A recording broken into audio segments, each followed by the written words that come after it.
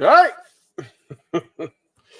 Hello, everyone. How are y'all? I'm trying to quit doing the whole dancing thing because I don't dance real good. I ain't got no rhythm, and I'm liable to hurt my back again more. So Yeah. how's everybody doing? It's starting to get a little chilly out here, so I might have to put my little Dickies hoodie back on. It's down to six, down to 60. It's down to 68 in here. Well, it got warmer today. It almost got up to, it was in the upper 50s here today. So I had Oh, to open the shop doors to let some warm air in. Um, but I did turn the heater on for tonight, and we're currently at 63 and climbing. So, well, that's good. That's good. Glad you getting it a little bit warmer in there anyway.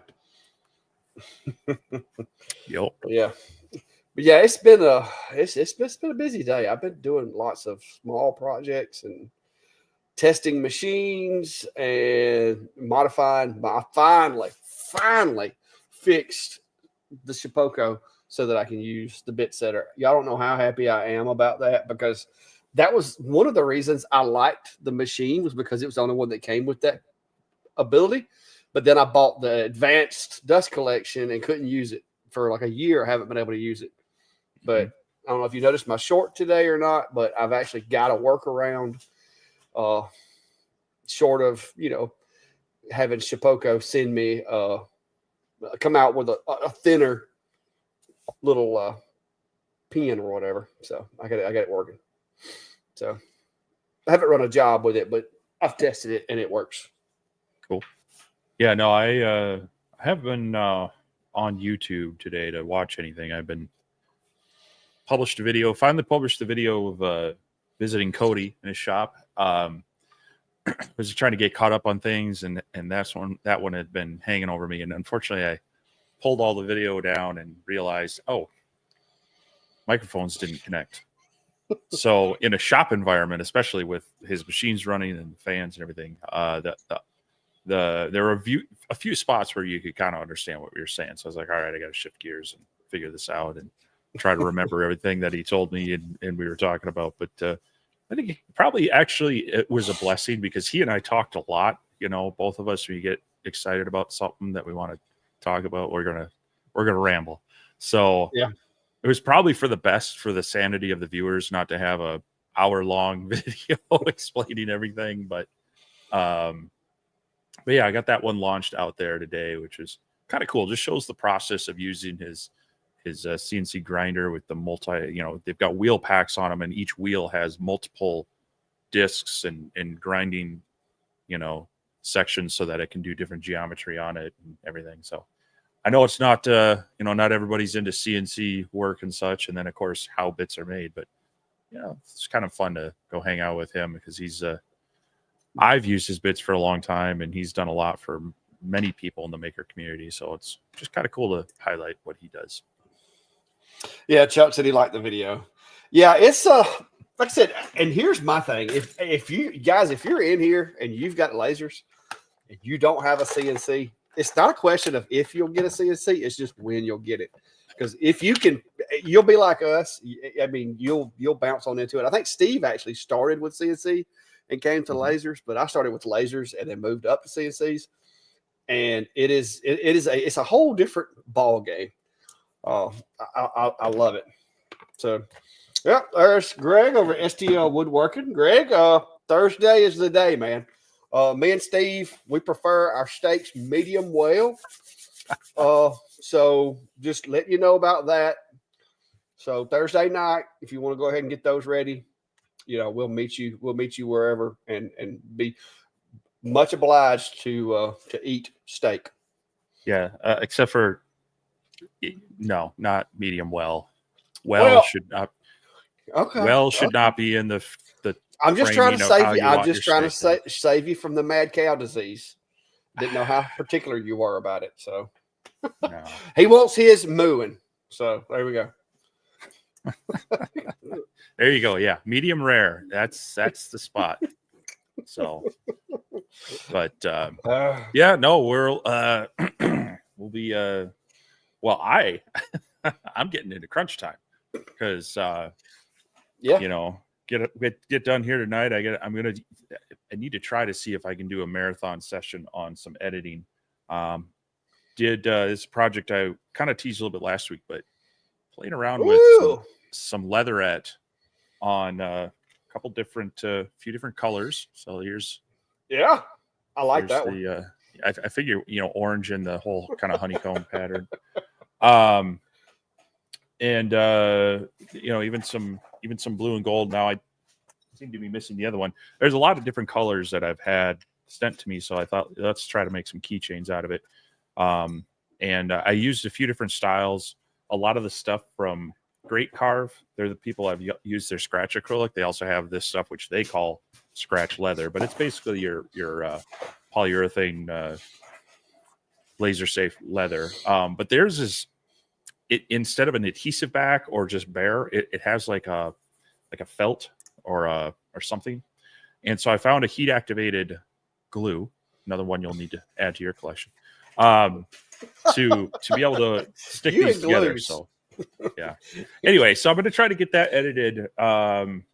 Hopefully between late tonight and tomorrow. I got to pack because Tuesday morning I'm getting up. I'm doing a few hours of work as early as I can, and then I'm hitting the road. Heading down your way. Gonna get south of St. Louis that day, and then try to sneak into the Clack Shack. Stick some more stickers down before someone gets home. Yeah, you probably will. Well, I'll let you know. Your glue fetish is costing me money. So because I got some of this the other day, right? Because you were talking about this was the bee's knees for acrylics. So I bought some of it, and I'm happy to report you're off the hook for this purchase. I don't know about the next one, but you're off the hook for this purchase. I did find that it comes with these little bottles, and these are really handy to have because this it looks like PVC glue, but there's no brush on it or anything. So this came really handy. But I was able to use that, and like that's 3 layers of 3mm acrylic. Now this one, I ended up not using this one because it was a little cloudy, and like I got a little happy with the glue, but I wound up redoing it. But yeah, 3 layers of acrylic glued together, and it worked. So you're off the hook on this purchase. I do not require reimbursement. But that's my CNC laser 3D printing project right there. That's going to WorkbenchCon with us. So yeah, but yeah, this was pretty handy. So I will vouch for what Steve said about this stuff. It does glue. I don't know how it glues it together because it almost like evaporates like brake cleaner or something, but it does. It glues acrylic together nicely. So there you go. Well, good. So, but yeah, and your glues. I got a lot of stuff to do the next not even 2 days, because like I say, I'm hoping before late Tuesday morning getting on the road. I want to get a good 9+ hours. Yeah. Well, I guess you saw there Ryan Ballard in the comment section there. Over our Ballard Designs. Those guys, if you don't know them, go check them out. Cool bunch of dudes over there when they do their making it up as they go episode. And Mr. Eric over at Valley Forged, hanging out in the Philippines. I'm not sure how long he's going to be there, but yeah, I saw the other day where he was in the Philippines now, just globetrotting. You can do that when you run a successful laser business. Yes. Maybe someday you and I will be there. I hope one day. One day. But yeah, so getting excited to see some people end of this week. Cody told me earlier he's going to be there Tuesday, so is he bringing free bits? I ain't trying to start nothing. Maybe. But I ain't trying to start nothing, but I may have broke another one of my little 1/8 bits. Well, this one, I was trying to do some aluminum with a down cut. I didn't mean to do aluminum with a down cut. I was actually cutting my waste board, but I went like literally half a millimeter too deep. And instead of just going through the MDF, I did not have proper feeds and speeds for aluminum. And when it hit it hit it fast. Yeah. So, but the good news is that's why I use the 1/8 inch bits, because I have extras and they're the cheapest ones. I should have put one of my cheap Jinmitsu bits on there if I'd have been smart, but I didn't.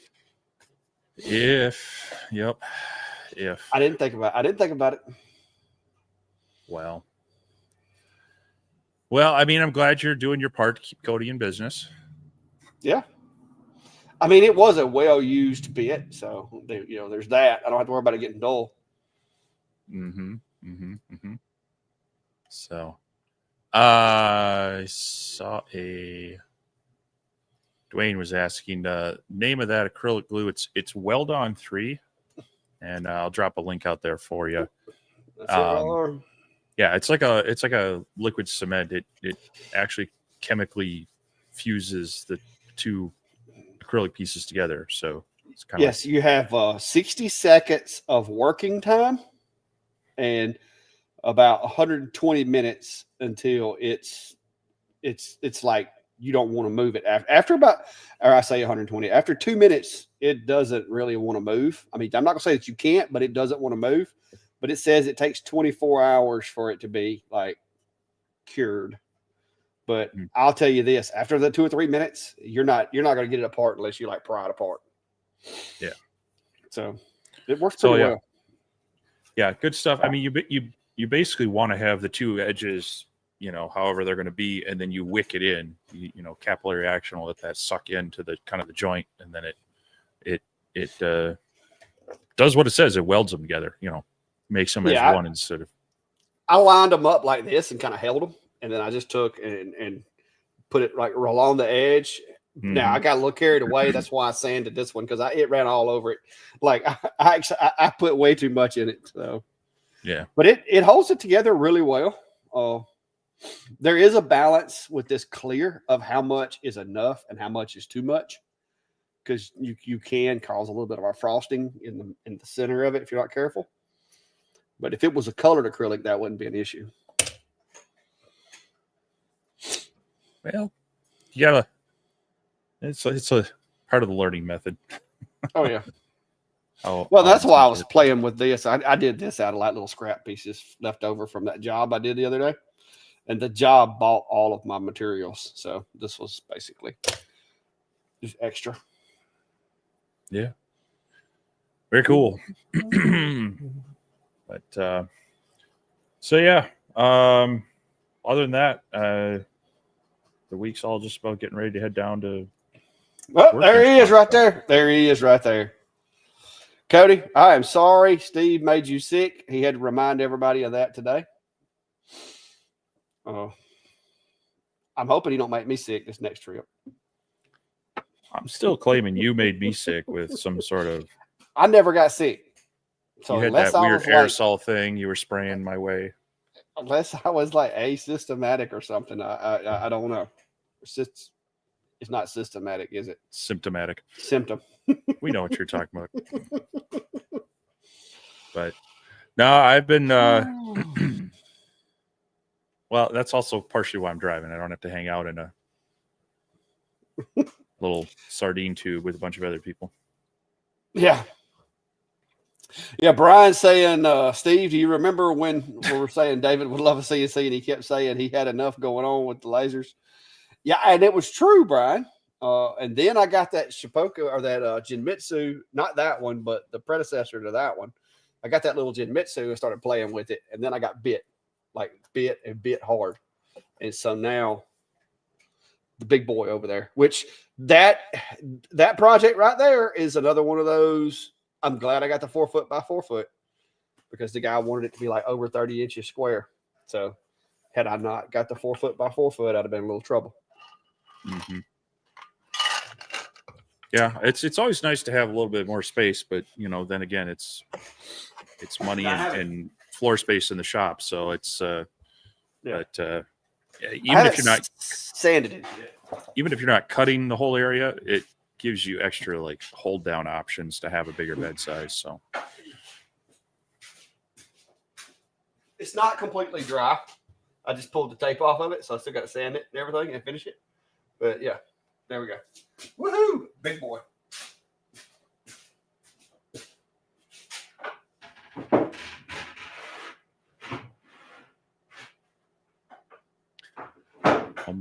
Mark's not having the best of luck with 3D printers. Had to send the Creality K2 back thanks to the gentle shipping by UPS. So hopefully you get something sorted out here. Yeah, Klein just bought one of the, I think it's the K1s or K2s, and it showed up. The front glass was busted out of it. Yeah, that's the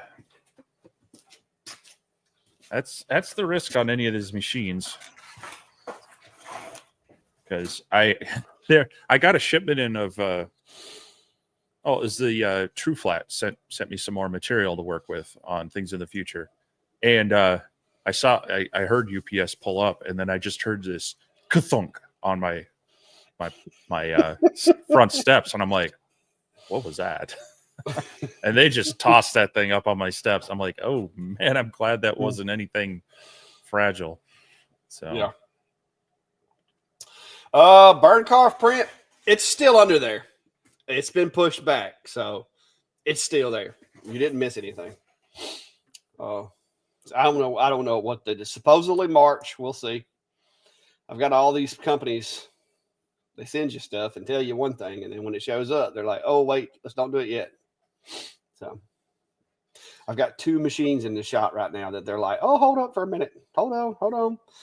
And then one of them was just insistent. Oh, here's the firmware. Let us know how the firmware update goes. Let us know how the firmware update went. How did the firmware update go? So I update the firmware. Yeah, bricked it. So it's like, so I emailed them back. I'm like, hey, your firmware, no good. It was working better before. So now we're waiting on the new firmware before I can do it. It still works. It's just the offline controller does not work with it. So I can still control it, but so yeah. I just like, okay, whatever. We'll throw that to the side and get back to doing some other stuff. Well, yeah, that's unfortunate. Sometimes that happens with those newer machines, though, and you just, what do you do? Yeah. Well, everybody's in a race to get them out, and I get it, but at the same time, sometimes I feel like I get messed over because I end up getting the machine that has all the quirky little things about it, and then I tell them what's wrong with it, and then everybody else gets the cool ones that work like they're supposed to. So, you would think they would be like, oh, okay, thanks for helping us get this worked out. Here's the new version that doesn't have all these issues that you had to overcome. Mm-hmm. But that never happens. Well, you always end up with the prototype. I mean, yeah, more often than not. There are some companies that I know I've dealt with that they've fixed it to where I had the right machine. I know others too that kind of were the beta testers and the early promoters that they kind of got production machines after things calmed down. But yeah, it's more often than not, you're just kind of stuck with whatever it is. So, oh man. They ended up talking in the comments. Gray Viking has a question. Apple laptop X-Tool S1 with Lightburn 1.706 is stopping randomly during burns lately. I've updated all the software, check cables. Any idea what to check? Unfortunately, I don't really run. Yeah. I test. I haven't. I test things with my MacBook, but I don't really run it long term to run into these. Well, I don't use the S1 with Lightburn because then I lose the use of that pen, and I love that pen. So I mean, they tried. I know that I was actually one of the folks that got access to the beta when they were trying to adapt Lightburn to the S1, but it's still, you lose so many functions that way, like the automatic air assist, that like the way that X2 one works. Now I got the AP2 and all that. It's just with the X2 stuff, I try to stick with XCS. It's just simpler. Yeah, I would. I mean, the thing that happens a lot is the most laptops. So if you're running off an Apple laptop, most of them will have some power settings for your USB ports. And so if you're running, you might want to check those to see if it's set up for, after a certain amount of time, go into like power conserve mode. It often has some USB settings, and that can disconnect. It may think that the port is idle, and it may disconnect it. So I would go into your system settings, and under I think that's in the battery menu in the Mac. You can look at the power modes and such, and see if there's anything related to the USB ports. That outside of that, unfortunately, I don't run longer jobs on it with the MacBook. I basically check functionalities if someone's asking me something about it, but so I haven't run into that exact problem. Yeah, typically if I'm getting disconnects or random stopping running the machine, like I said, either the baud rate, a lot of times will get mismatched occasionally, or like you said, the power settings. The only other thing that I could think of is if you're running it on USB for a long ways, maybe try a powered USB port, because you could be having some dips in some of the voltages and stuff in that USB cable. But like I said, I don't use the Apple out here in the shop anyway, so. Travis at Dark Force Made pre-ordered the Elegoo Centauri Carbon.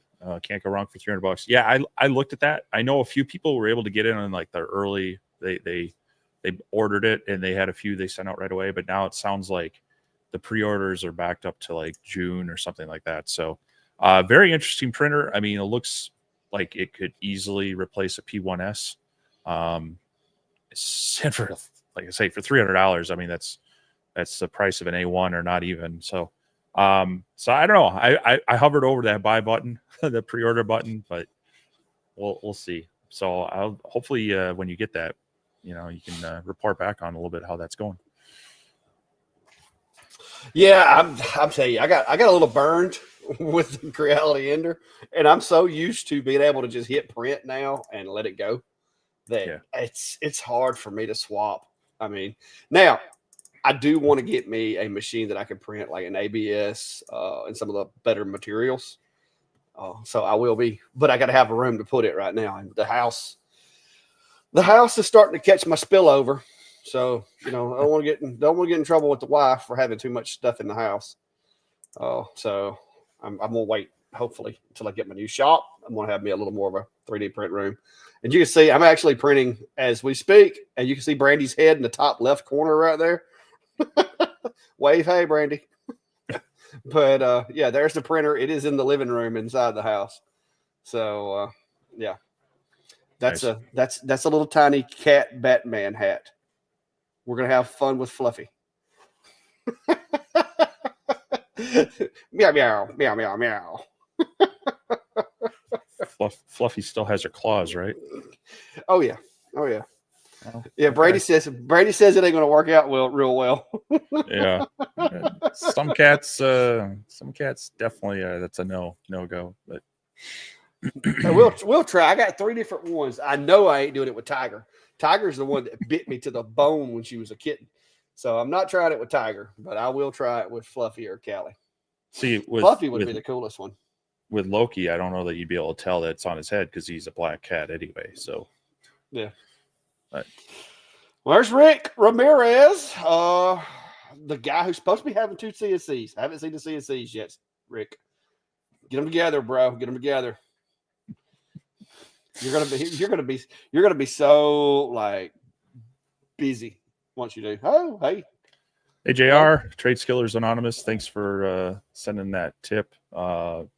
We don't ask for them, but we always appreciate them. And yeah, we'll be putting some gas in each of our tanks this year, or for this trip this week. So looking forward to hopefully if you're stopping by during the evenings or whatever, hopefully you can find us and say hey. So we appreciate you hopping in here.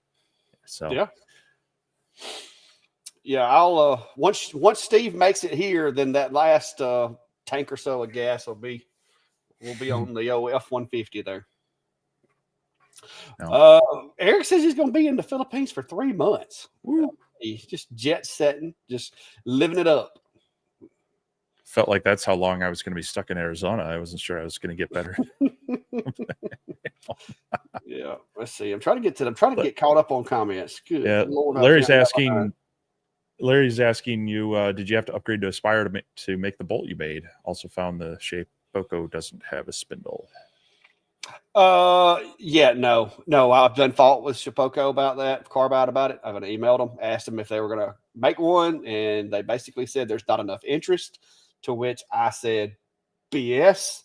They haven't asked. And I think the problem is they don't want to have to redo like everything, because for them to put a fourth axis on there, from what I can tell, they would have to change controllers. Like it would be different. So I don't think that they're going to be doing that. And but I am looking at some of the other machines for the new shop.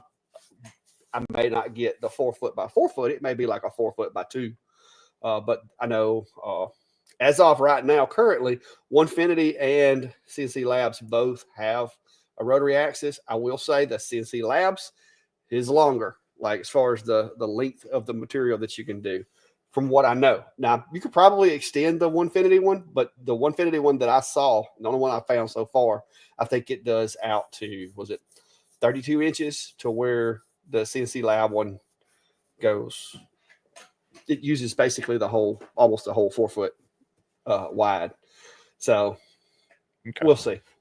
We'll see how that goes. But there's a new CNC fixing to hit the market too with PWEN, and they've also said that they will have a fourth axis capability with their new machine. So don't know. I know PWEN is going to be at Workbench Con next week. I do plan on picking their brain, maybe trying to figure out exactly what they're going to offer. And see if maybe they might even offer like a rotary CNC only, like just basically shorten the thing down to where it's just a rotary device. That'd be kind of cool. But we'll see. We'll see how that goes. Yeah. Yeah, for sure. It's heartbreaking that I can't get one for the Shapeoko though. Well, as you know, as you grow, sometimes getting secondary machines to be able to do specialty things, if you've got the space and the demand for it, can be the way to go. But yeah, well, I got my little Genmitsu 4040 Pro Max back, and you can see that I got the rotary permanently attached to it, and so I'm getting my rotary attachment fix with the little guy right now. But I can only do like 6 8-inch long pieces of material currently. I think I can modify it and make it do a little bit longer, but still only about 16 inches is going to be all I'll be able to do on it. Zentenro is asking, do either of you have the Atom Stack P1? What's P1? I've never had a P1. Is that the new little it's their kind of their portable. Is that the little cube thing? Yeah, little cube thing. Yeah, they had mentioned sending it to me, but they have went dark on me. I don't know what their deal is. I haven't since the Chinese New Year. I really haven't heard from them. They had mentioned it. They had asked me would I be willing to take it. I told them I would, and that's where we left off. So yeah. I don't know. They kind of the same thing for me. Since the holidays, they've gone dark. So I saw they launched it. It's coming out. It's shipping in a few weeks.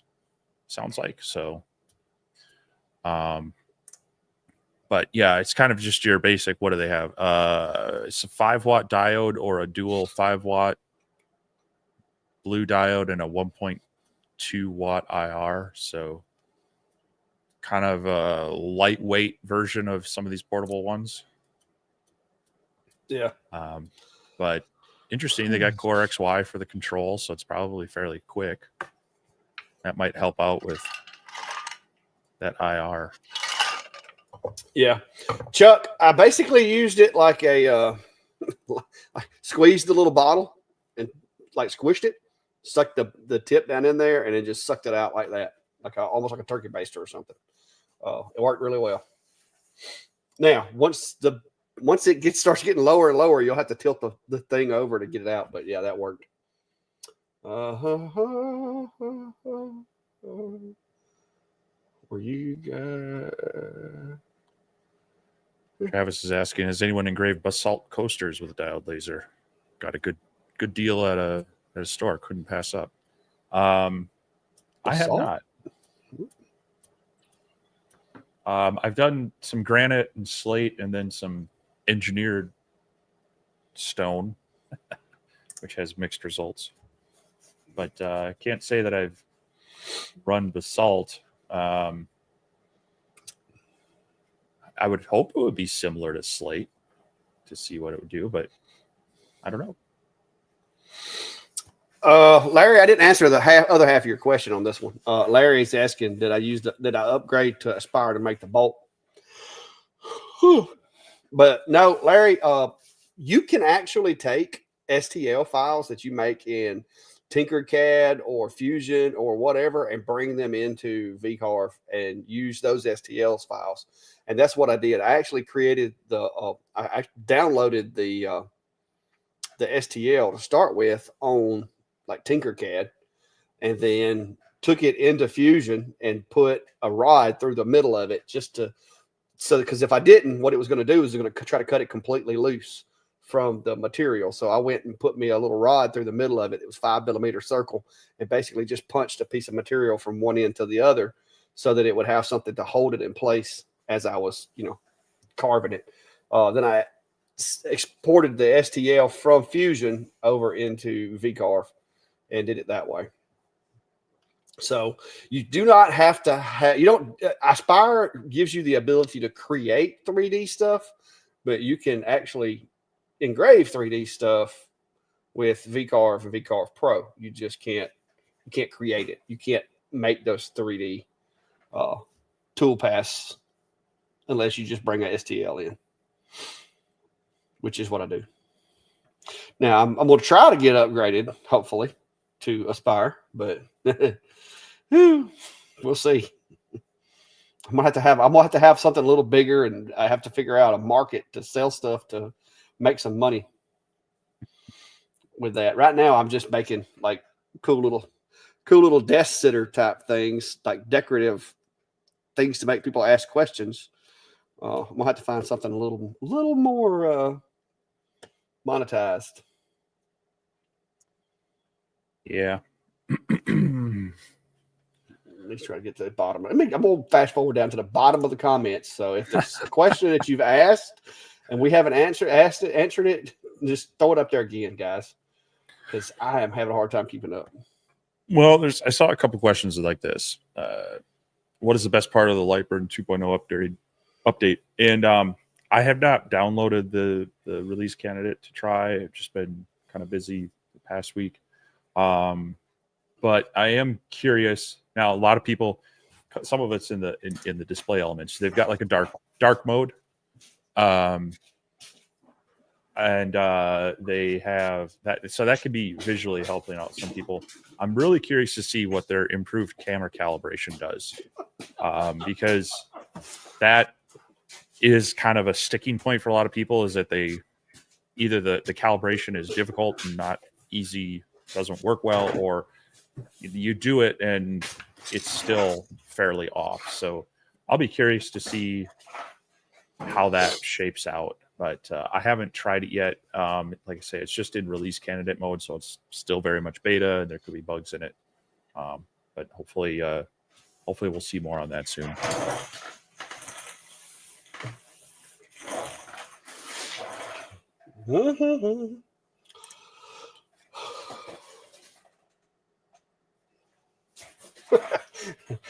Currently, I'm testing. I did a little short on it. I haven't done my video yet because they're working through a few little bugs still. It There's a lot of stuff that they're showing on their website that you probably can do, but I'm only using it with VCarve because that's what I know. And so far, I haven't seen any software other than VCarve. But yeah, I had to. I'm working with them. My cover apparently is prototype-ish. It is not the final product, so I had a little problem with the little cover switch, so I had to print this thing to stiffen it up a little bit. Plus, it gave me a handle, so that was very helpful. But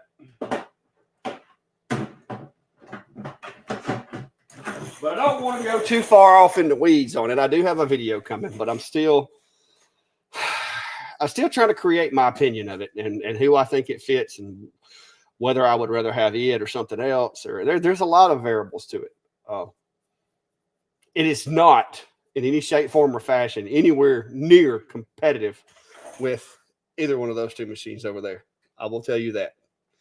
That's the one thing I will tell you is if you think you're going to do with this what you do with even that, you are sadly mistaken. The fundamentals are the same. The capabilities are not. So, but I got a video coming, but I'm still working with them to get some of the bugs worked out and software and stuff before I pass judgment on where it's at currently, because it is still in the development phase. This is not the final product. This is not what is going to be given to the people that buy the machine. So, you know, I'm working with them, and we'll see. But before they release it, hopefully I'll have a chance to get the video put together. Does it work? Does it do stuff? Yeah. Have I learned? Am I way too impatient to use it on anything significant? Yeah. I like instant gratification.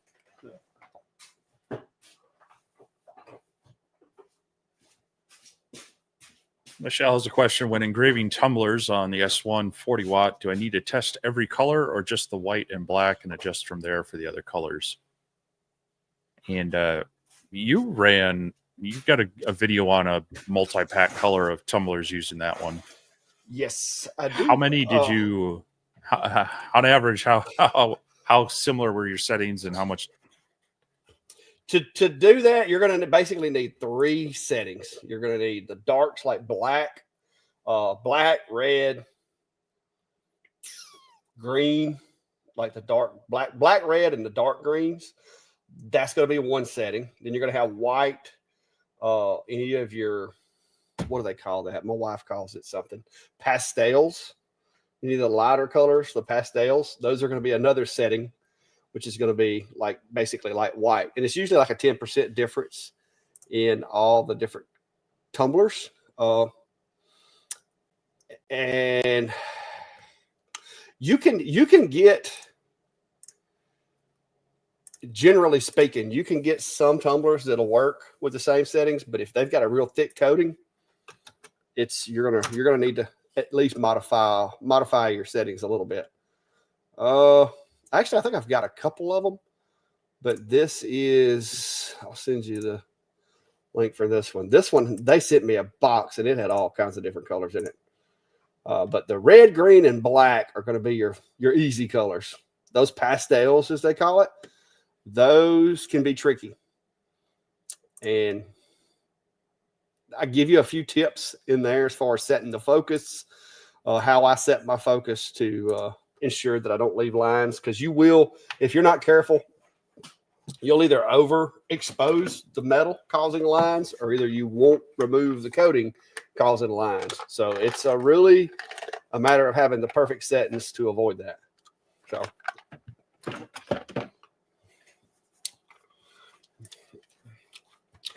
Oh yeah, Chris, I got like the prototype. I've had it for a while. It's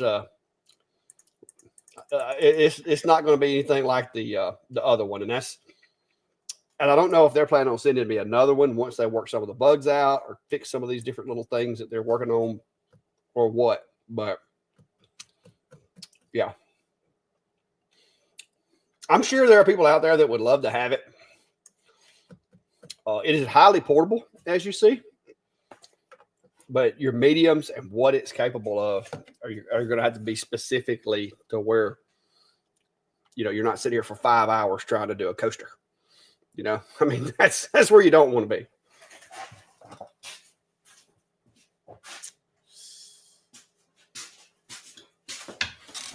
This is actually a product that it does really well with. That's a piece of clear acrylic. And I used just a regular ball nose end mill. Did a good job. So, you just got to figure out what is good with it and what is not. It also will cut acrylic fairly well.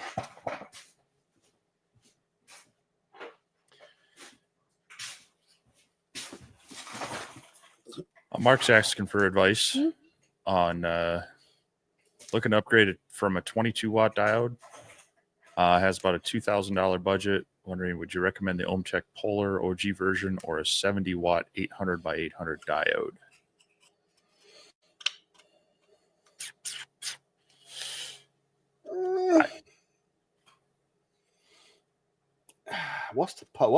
Is it the Polar or the Polar Plus he's asking about? Because I don't have the Polar. I have the Polar said the Plus. OhmTech Polar OG version, so I'm guessing the original. Yeah, one. That's going to be the original. That one, I think that one didn't necessarily work with Lightburn. I think there was an upgrade package to get Lightburn capability.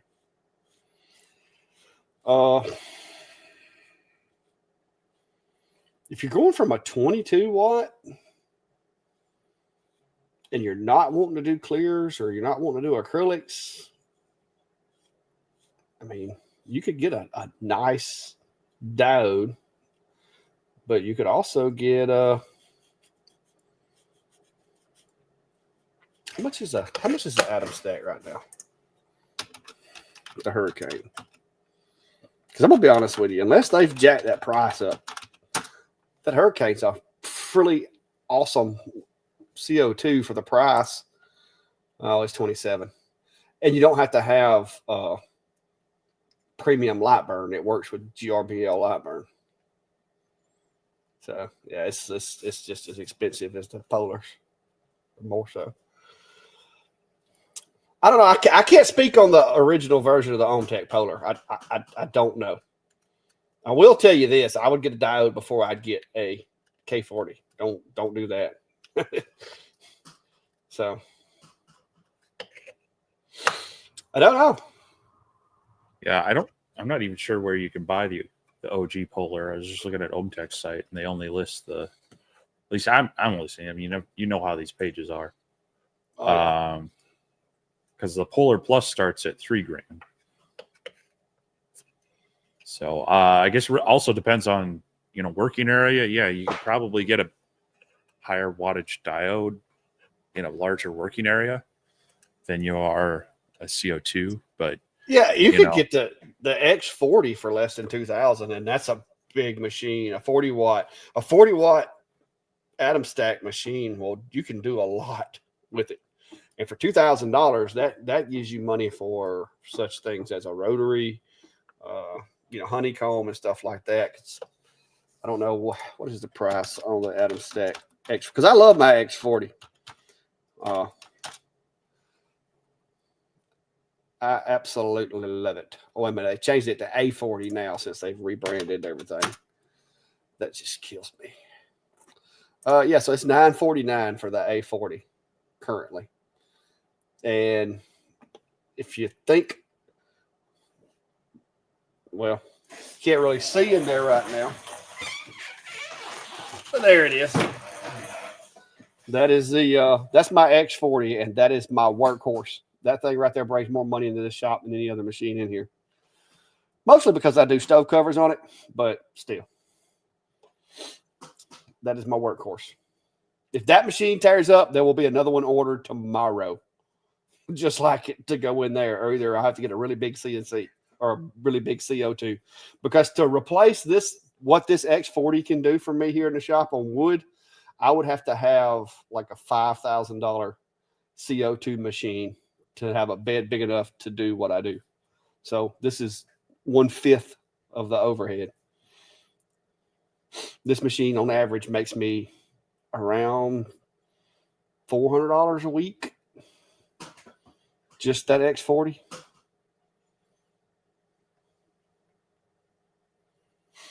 Mm-hmm. Well, along those lines, Sherman's asking, are Keyer better than Atom Stack? Not really. I mean, so IKEA kind of blended with AtomStack.net. I mean, they sell Atom Stack here as well. I would go so far to say they're probably connected somehow on the back end. A lot of their parts are, I mean, some of the earlier IKEA machines, you take them apart and they've got Atom Stack parts in them. So, Yeah. But it's kind of like Toyota and Lexus. I haven't. I mean, I had, what was it, the 2448, the K1 Pro, and the only issue I had with that one was the autofocus was very finicky. Whereas the newer model Atom Stacks have been working rock solid for me. So yeah, I don't know if they've changed that. Maybe they've integrated the same controller, the same stuff in the newer IKEA versus the original ones. But that was my biggest issue with that one. Yeah. Edge Squad, everybody's asking me about it. I'm gonna be honest with you. It's like I said, that machine. I'm gonna do a video on it. I'm hoping to try to do it next week. I'm waiting on a response from Genmitsu on my firmware issue. They sent me a firmware file and was like, "Hey, let us know how the update goes. Here's the new firmware." And I installed the new firmware and it killed the offline controller. The machine still works because I run it with Candle, but it's kind of a pain trying to set it up, set my origin with it without having that, because I'm having to reach over here at the computer and bump it a millimeter or two. It was much easier when the offline controller was working. So I'm waiting on them to send me the fix for the offline controller. Because what happens a lot of times is they send me the firmware for the new board, and I've got the old board. And once you put that firmware in there, unless you've got the factory firmware, there ain't no backing up. So, but yeah, I've kept the box for the thing because I don't plan on keeping it. So it's going to wind up being one of those members only or one of those live show giveaways, probably. Chris is asking if you think the Cubico is the X2 F1 of CNCs. I mean, if you're going to do acrylic or something like that, like if you want to do like little acrylic stuff like this, like I cut and engraved this on the Cubico. All right. So if you're wanting to do acrylic, it actually works really well. 3mm acrylic, you can knock these little, like I could make coasters or these little, like if I wanted to, put a design on here, I could make those all day long with it. What you're not going to do is aluminum. I tried, and it's just, even with this was a flat cut blade, which basically is the equivalent of a O flute, and it's just the spindle, the mounting mechanism for the spindle. It's just not rigid enough for this. The 3030 Pro Ver, I could do aluminum with it, but it had a lot bigger spindle. It was metal construction. This thing's got a lot of 3D printed or plastic parts in the running gear. So you don't want to be trying to use a material with the CNC that is harder than what the CNC is made of, in my opinion. So, stuff like this, it works great. Wood, it does okay. It's just, you're not going to do it fast, but it's different. But yeah, I did make a cool little, like I said, like cool little pieces, but no, it's a different ball game. I've got spoilt because, like I said, the 4040 Pro Max over there is very sturdy. It's like a little 150. Like it's built very rigid for its size. Because and this thing here, I'm having to dial my speeds and feeds down to the point to where I'm a little spoilt. Not saying it can't do it. It's just, what would take you 5 minutes on a 4040 may take you 2 hours on the other one. And that's the big trade-off. because you're taking such smaller bites. It's like if you try to eat an elephant with a spoon, you know, it's just going to take a long time. You're having to take such small bites that it's not doable. It's neat. It's cool. I wish I had put a handle on it so you could carry it easier. But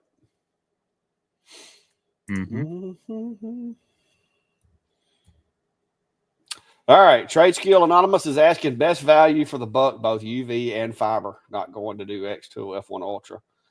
The UV market is very limited. There's only a couple of companies that I know of that I've been seeing a lot of UVs. Now I'm sure you can special order them, but that would be a little more expensive. Only UV I have any experience with is the com marker. And what's the status of that on your end? Have you heard anything? They're supposed to be sending one out, but you know how it goes with some of them. They don't always let you know, hey, it's shipped. So we'll see. But yeah, I hope to have one in the near future, because that'll be the first one I've had experience with. I'm curious when he says UV if he's talking about blue diode combo with fiber, because there's more of those out there. But yeah. And as far as combo machines, unfortunately, I haven't seen one better than X Tool. But if you're going separate, I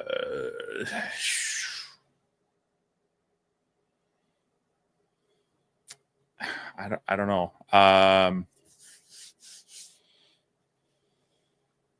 Really kind of depends on the position you're in and what you're looking for. If you just want kind of an entry level 20-watt fiber, com marker and Monport, they all kind of have their kind of budget line of those, overhead Galvo style lasers. But you can quickly start spending a lot of them going with different features and different sources and such. So unfortunately for me, I've only had experience with kind of the lower end 20-watt fiber. Really, com marker, X Tool, and Laser Pecker. Those are the ones I've got experience with. It's hard for me to speak outside those realms right now. Yeah, I've had the Laser Pecker, X Tool, com marker, and Monport. Those are the four that I've got. That's the MOPA, 30-watt MOPA from Monport. That's the com marker UV. I've also had a com marker, was at the B4 20-watt. And then, of course, I got the F1 Ultra there. And my F1, the standard F1 is in my trailer. I use it for events when I go places. So, yeah, that's the only ones I can speak to.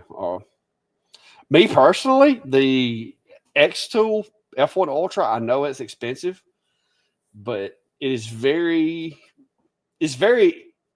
effective and easy to use. Now, the conveyor for the Ultra, not a fan of that. It's gimmicky. It does kind of work, but I don't like it. It takes up too much room. It defeats the purpose of the Galvo, in my opinion. So, but I love that machine the way that it sits right there without that conveyor. Doing tumblers and stuff, like you can rock a tumbler out on that thing. Yeah. But of course you'll be using XCS with that. Yes. To take advantage of all the features. As far as, light burn, then yeah, you're going to want to stick with some of the others that are purposely meant for those. But don't know that we gave you much help there, but yeah. My print's finished. Got a little pop-up. Let's make sure I ain't got a spaghetti surprise waiting on me. It was doing good when we started the live. Oh, no. Yeah, looking good. Looking good. Let that cool off. Fluffy will have her a helmet here for long.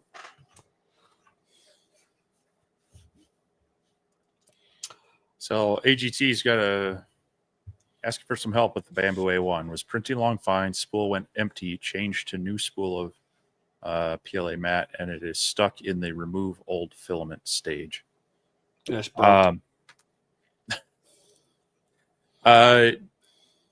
If you weren't able to actually fully load the new one, you may need to actually pop the cover off, take the hot end out, and possibly clear some additional filament. Hopefully it's not broke off like way down in there that you can't get that out. But you may have to.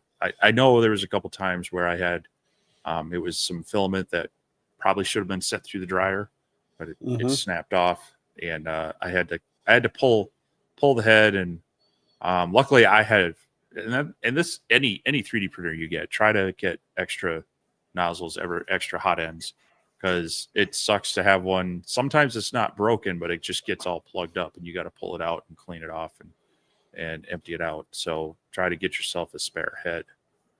They swap really easy on the bamboo ones, which is nice, but yeah, you're probably going to need to dive in and pull that apart, pull the hot end out to really get the old filament out.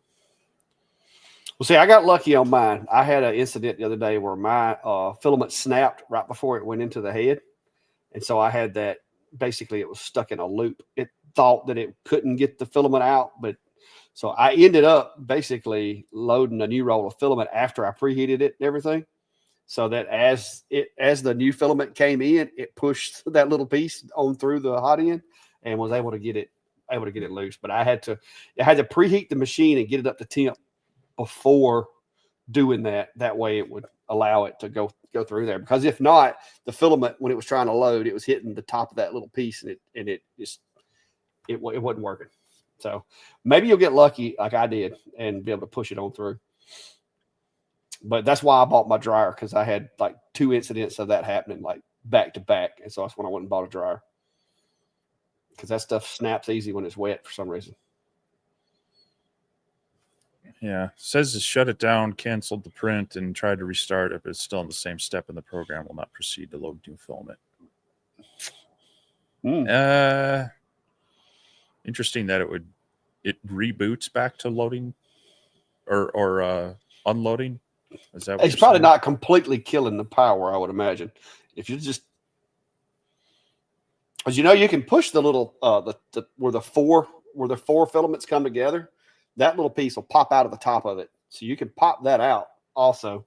And if there's any pieces, sometimes you can see them right there and pull them out or whatever. But it needs to be, like I said, just be careful, because you can really mess something up in there too. Like you said with them hot ends, you get some filament in the wrong place and it can't heat it up, get it out of there. You're gonna mess. I would avoid pulling hot filament out. I would push it that way where it's supposed to come from. I don't know. It says everything looks clear, but still says pull back old filament. Well, somebody was saying maybe a bad sensor.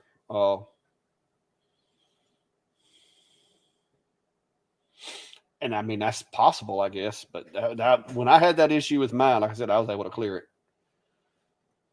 by popping the filament, taking it out and putting some dry filament in there. Yeah. I don't know. Anyway, it's going to be a tough one.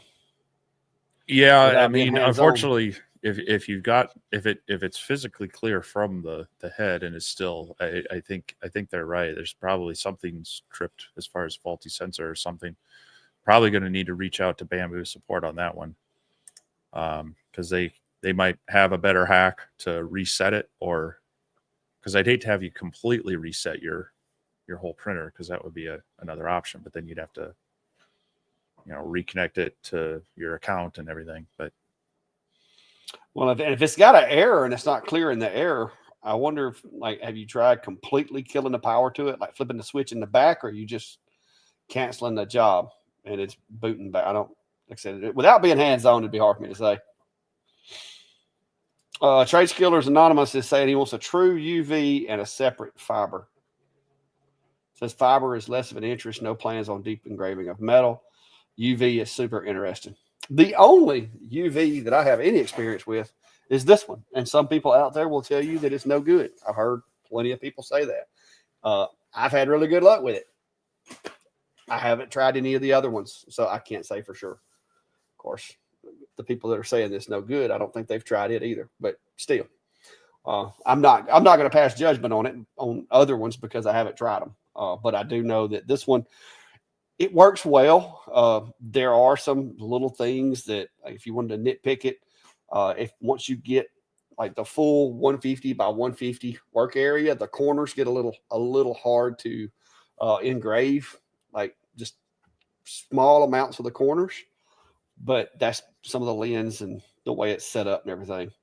The good news is I don't usually try to use the full work area of the machine, so that's not really a concern for me. But I've never used any of the other ones, so I can't compare it. All I can tell you is I've had good luck with mine.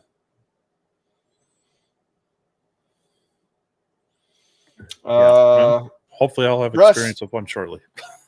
Russ, that's not a Lasermatic doesn't make a UV module. That's an IR module that they're selling for the MK2. UV is a whole other creature. The IR module is what they just released here recently for the Lasermatic. It's similar to the wavelength of a fiber, but it's just a lot less wattage. They're pretty good for like small marking metal and stuff like that. And they have some really good results on anodized aluminum. Cool. Kevin's asking about adjusting the framing speed in Lightburn. Mm-hmm.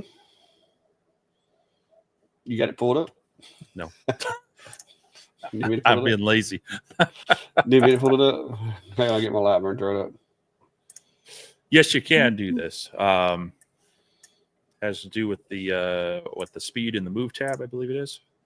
Yep, I got my screen up. Let me share screen here, entire screen, and we'll go screen 2. There we go, right there.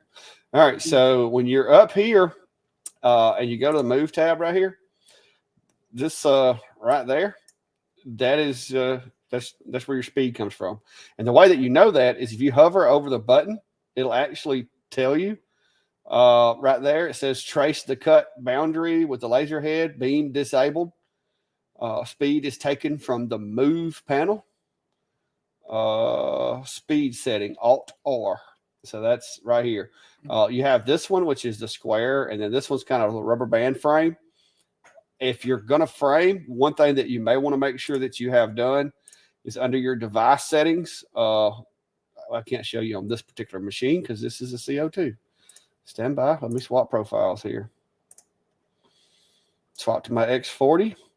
So you'll see all this stays the same, but the difference is over here under device settings, you now have the enable laser fire button. You have to turn that on and then laser on when framing. And you're going to want to set that, depending on the size of your machine, anywhere from like 0.5% up to like 1%. Some of the smaller, like 5 watts, I've had to run them up to 1% to be able to see it really good. And if you have a shield on it or a cover on it, it may even be harder than that. So once you do that, it frames up just fine. But that's where your speed comes from right there.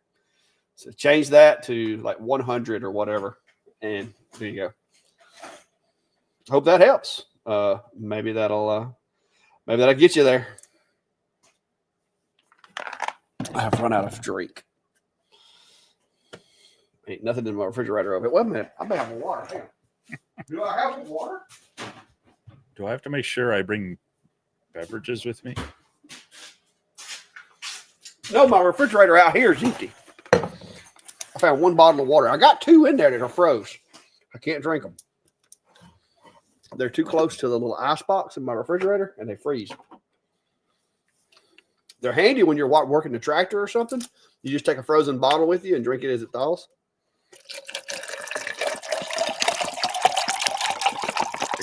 You got that like right by your microphone? Actually, I do. Jeez. Howard mentions upgraded their laser head to 60 watt. What a difference. Not sure what he's coming from, but yeah. Cut 3/4 hard maple in 1 pass. Yeah, you get into those higher wattage and you get some clean hardwoods. You can start cutting through them. So yeah, they, especially if you're coming from like a 20, Yeah. 10 or 20 watt, but even come from like a 30 and 40 watt, it's a bit of it's not like a straight line difference. It's on a curve, higher wattage you start, it's kind of like exponential. But yeah, you definitely get a bit of a difference there. But yeah, Trade Skiller said he's not worried about the cost of the X tool, just concerned about trying to get one machine to do two things. I will tell you, the X tool F1 Ultra, whether you run the blue or whether you run the IR, they both work. So you have to pay for them, but I will tell you, I like it. The camera is very accurate. I mean, it's pretty handy. yeah, it makes a lot of things easy. But like I say, if you're a person who likes to really tinker with settings and such and whatnot, you're gonna like something that's more natively using Lightroom. Yeah, Robbie said he agrees. Don't buy the conveyor. I mean, like I said, very specific case use. It does pretty good on engraving longer things, but if you're buying it for that automatic, what do they call that, batch engraving? Hit or miss, in my opinion. So AGT, one thing I would do, shut it down, unplug it, let it sit for a bit, see if that helps. A lot of these have like a soft power off mode, and if it's still plugged in, it's kind of in more of a sleep mode than a power off. But otherwise, like I say, I think you may have to swap out that hot end to get something to reset. Might need to pick up a spare or something like that. Otherwise, yeah, probably reaching out to Bamboo.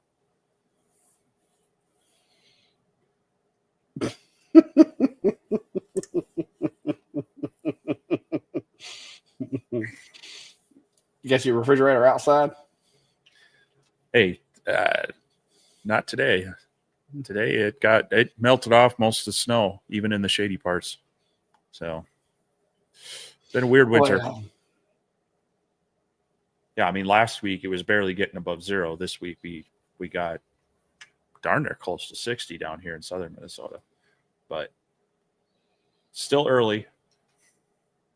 Probably still have some cold swings, and March is generally our snowiest month too. Yeah. Steve, the biggest tip that I will tell you is that I have learned with doing that, using the cutout as a template like that, is thin CA glue, because the thin will soak into the wood, which causes it to not run, so it doesn't run underneath the other parts or whatever. Because if that happens, you just glued your entire little jig, so to speak, to your project, and that is terrible. That's the most I can offer you. If you are concerned that you're going to do that, you can sometimes put some painter's tape under the bottom of it when you're cutting the letters out. That way, if it does get glued down, maybe it'll just be the painter's tape that gets glued down and it'll come up easier. But your best bet is just to use thin CA glue. Wait until it's absorbed into the wood before you press it in. It took me a little while to get to where I didn't glue everything together doing it. So just cut you some letters out in practice. You'll get the hang of it. But as Steve would love to tell you, there's a glue for every occasion. So you got to have all these different glues. I think Steve's up to like 46 different glues now. He made him a glue caddy the other day because he's got so many he can't keep up with them. That was a paint caddy. He's telling y'all it's for paint. It was actually for glue. He just showed y'all the paint one. He's got a paint fetish or a glue fetish. Cody, looking forward to seeing you later this week. If you get sick, it's Clack's fault this time. Oh, no. We know who the one running around here, patient zero, and everybody is. Wow, I'm not hanging out with 140,000 of my closest friends before this event. So, Oh man. but yeah, Cody says he's heading out there Tuesday. I think we should have left earlier. Tuesday. Yeah, he says he's flying out Tuesday. Yeah, but Cody, I don't know what Cody's got planned. Cody must have some stuff going on out there, though. Probably gonna. I just don't. I just don't want to be sitting in a. I say, I don't want to be sitting in a motel room, just chilling for 2 days.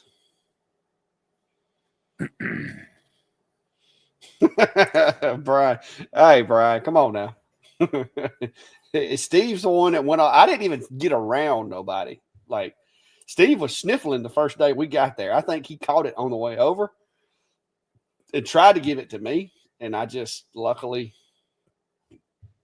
I didn't get it. But I did do a number on my foot and my back while I was over there, though. I walked too much. I still ain't, my left foot still ain't recovered from that. I'm still hurting. I'm more than likely going to have another surgery here in a couple of weeks. So it's all Steve's fault for making me walk so much in Vegas. I mean, I don't know that I would making you walk any more than you needed to. I'm going to have to get me a Segway when we go places, Steve. One of those little electric scooters. I believe at your age, they just call them a rascal scooter. Jeez. Oh my gosh. Maybe hover round. I'll make sure they send you some information. Oh my gosh. That is terrible. That's terrible. Let's get back to talking about machines other than those kind. Oh, talking about machines, just different ones.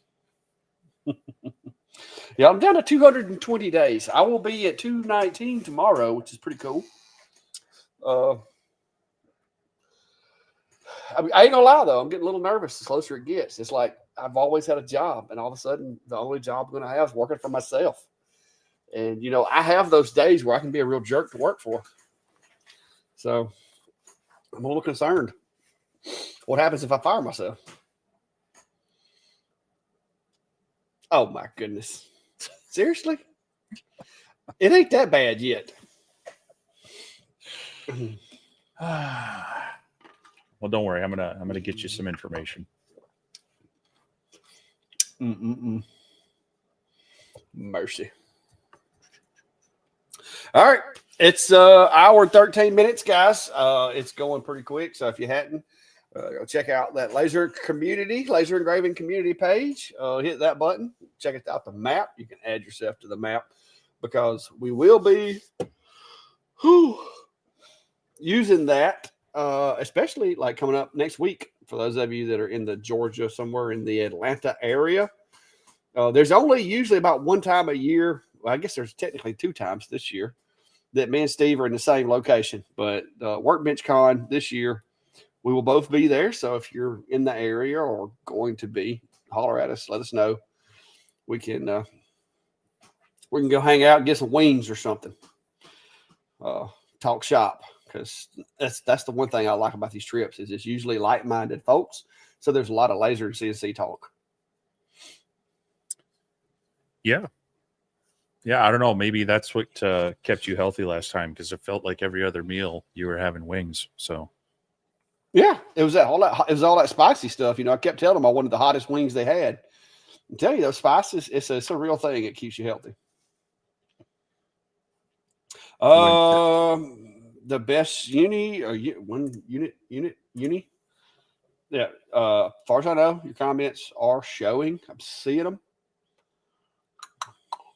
Most of them. I don't know if I saw all of them. Nope. Maybe this is one. Have you seen the new 3D printer that changes into a laser? I've seen some in the past.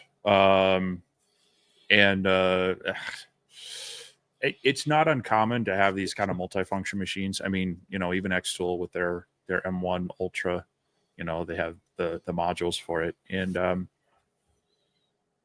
they can be cool, but it's kind of like that Cubico. It's going to be limiting in what you can do because it's trying to do multiple things. That it's going to be okay at some and better at others, and maybe passable on a few.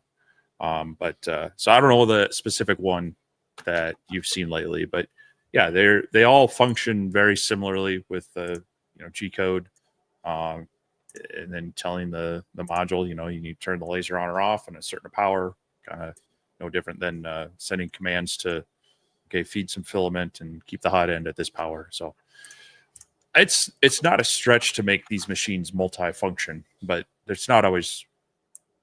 It's a good way to dabble, but it's not always a great way to have a good experience, production wise, or getting into real quality. You're usually losing some factor, whether it's speed, quality, or features, but.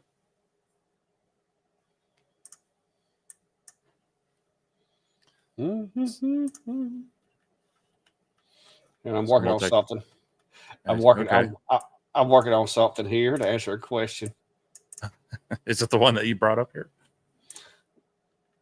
Yeah. Why is my green dot? I'm fixing to demonstrate it, but it's taking a little doing.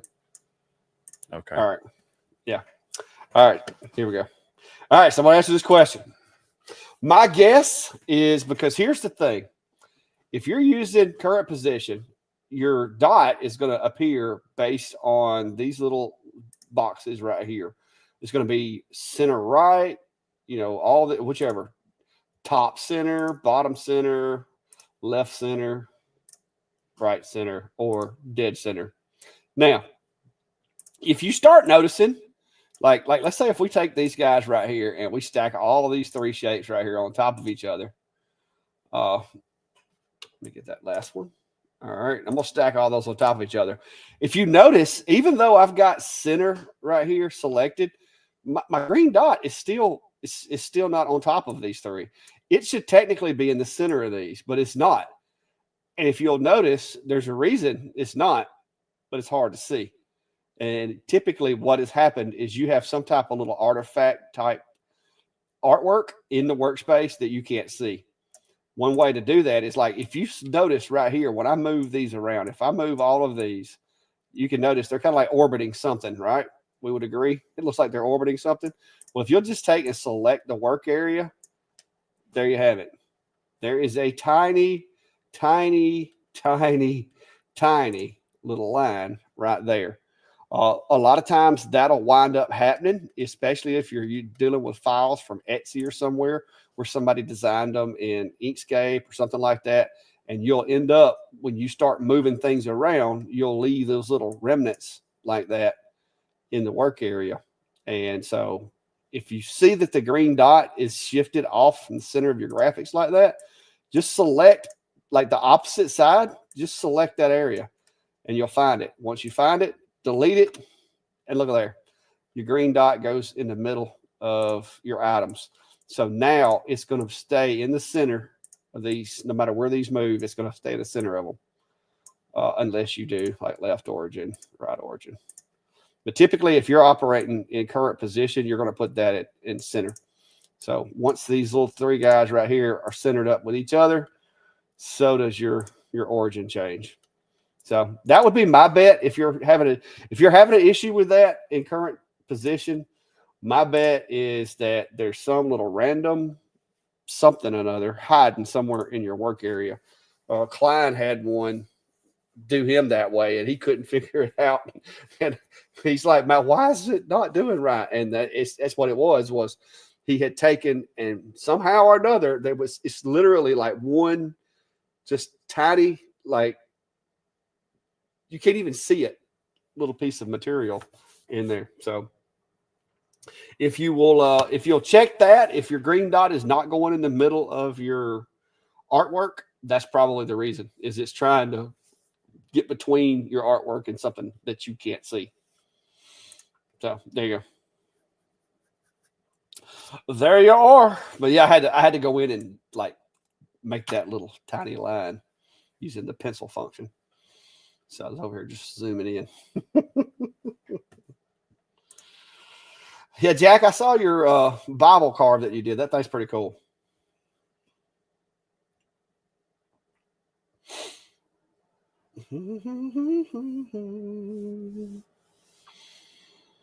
Uh, David, I really want to get me a 3D scanner, but I cannot decide which one I need. You watch 5 different reviews, you get 5 different opinions, and I just can't settle on which one's going to be best for what I want to use it for. So I'm just kind of waiting right now.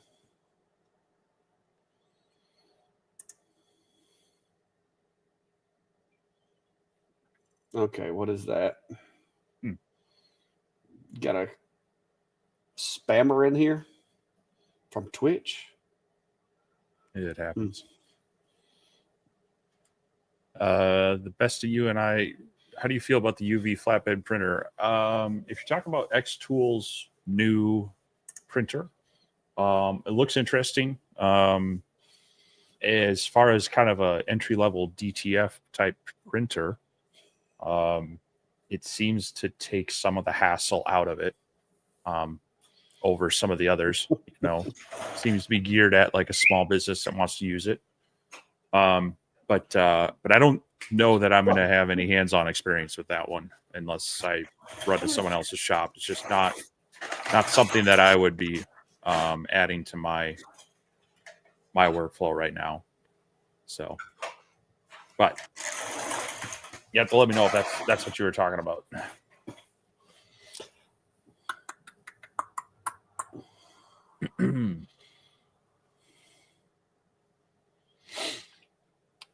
Yeah, the cats like to climb on the lasers. Like I said, when I get my new building, hopefully there won't be cats climbing on my lasers. Not going to have a cat door in that one? No. They've got their building. They're good here. I'll just have to come in here periodically and clean up after them when they decide to upchuck. Just cats, how they are. I got one that likes to eat and then get sick. Yeah, Mark, it's getting pretty common for architects to come out with those scanners and get a good layout of buildings, especially if they're doing remodels. That's happened a lot at the college as we look at, we're one of the older community colleges of the state, actually more technical college than community college. Our buildings are very old, so they use those to kind of get better. Our existing drawings, if we have them, are some of them get very dated, so they bring those out and do some scanning. So it's very cool to see that process happen.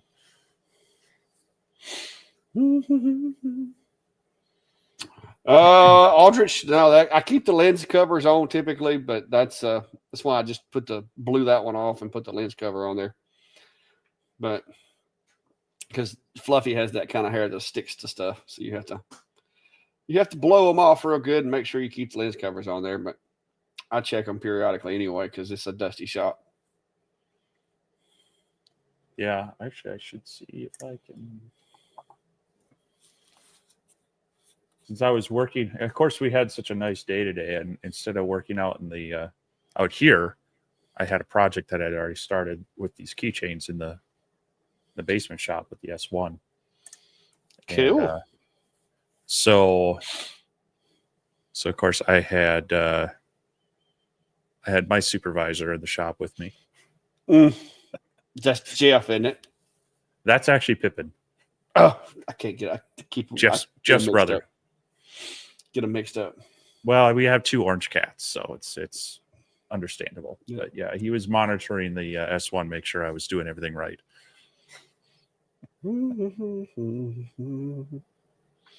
Robert's asking, what beginning CNC software do you recommend? It depends on which machine you have. I like VCarve, but Easel is probably simpler for somebody that's never done it before. If you're in the Carbide 3D realm of things, Carbide Create, it's not a bad software. I don't use it because I had learned how to use VCarve before I got my machine. But if you get a Shapeoko, the software comes with the machine. So those are the 2 alternatives that come to mind. Now there are other ones like Carvico and you can use Fusion 360 to do tool pathing and stuff, but it's a little, in my opinion, it's a little too complicated for most folks unless you already know how to use Fusion, and then you could just use your machine with it. So what's your thoughts, Steve? Because you've got some experience with different softwares. Well, yeah, I'm probably not the best one to ask this because back when I first started playing around CNC routers, probably about 12 years ago, there was actually a plugin for SketchUp where I could create G-code files. They were CNC ready files from the software with a plugin. But then I quickly moved over to Vectric software with like their Cut 2D and then their VCarve. So I don't have a lot of experience with some of the others. I've played around a little bit with some of the initial, like a lot of them will give you like a free 30-day trial or whatnot.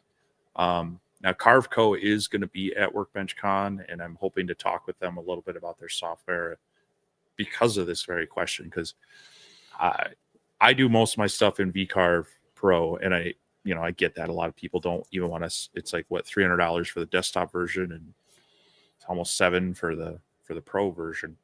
So that could be a chunk of change to add to your CNC purchase. The nice thing is that it's a perpetual license. You buy it, you get 1 year of updates, or at least the next version, or half version, I should say. But that it's yours to keep without paying any more. But it's kind of all up front rather than the subscription stuff. So, but yeah, I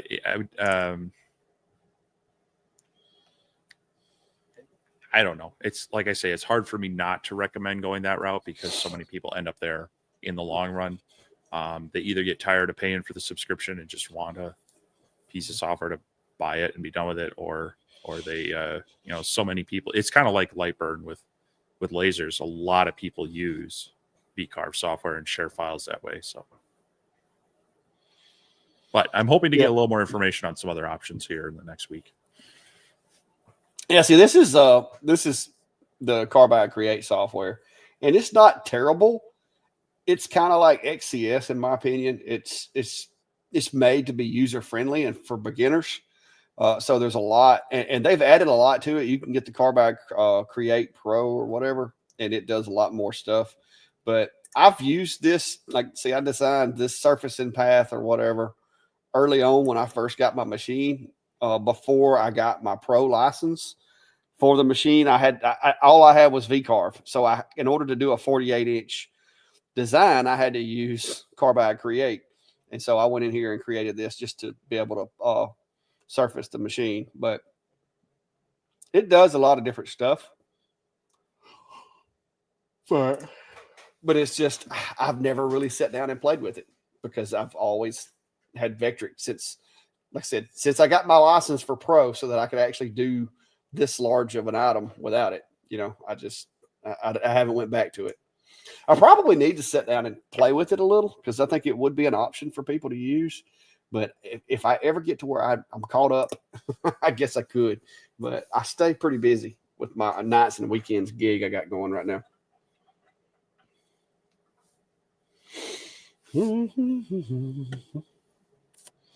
Yeah, not sure what he's talking about here, but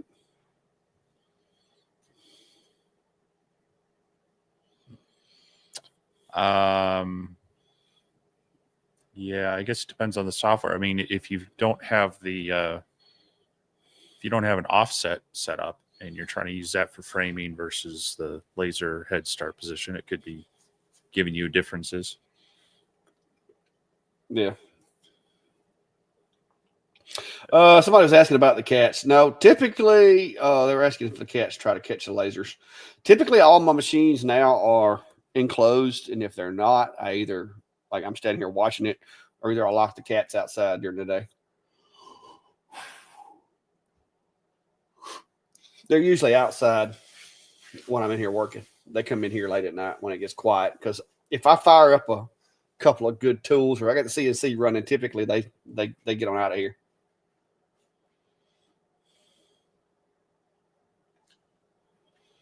Chris is mentioning that not confirmed, but Millmage from Lightburn will be released in a few weeks. So be interesting to see what it finally ends up at, or what the pricing is and everything, how it stacks up. They've done a pretty good job with laser software, but CNCs can be a whole different thing. So yeah. Robert said his current CNC has a 7x7 work area. Ooh. Yeah, that's small. But I mean, if that's what you're into, you can do some small stuff. Like I said, that's like this little thing I got over here. I think it's like 5x5. He's saying when I enabled the crosshair, the laser started below where it framed. There's an offset that has to be set on different machines. Not sure which machine you're talking about, but the pointer and the laser itself are at different locations. So if you're going to frame with the crosshair, there's an offset that needs to be set. I do know that some of the Atom Stack machines here lately, when you install them with Lightburn, they don't come with a config file. And so you actually have to figure out what your offset is and go in and set that offset. So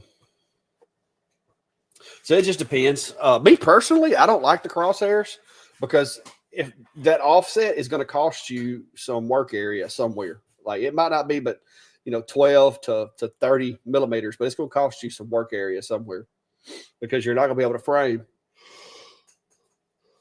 You're not going to be able to frame and cut the same area unless it shrinks your work area by like 30 because of that offset. So it's, me personally, I prefer just using the blue dot. I've got a couple of machines that have those red crosshairs, and I just ignore them because I just use the blue dot.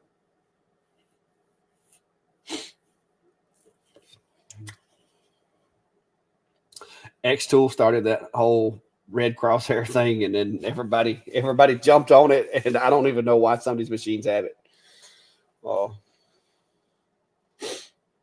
Like I said, the blue dot is so much better because that's exactly where it's going to cut.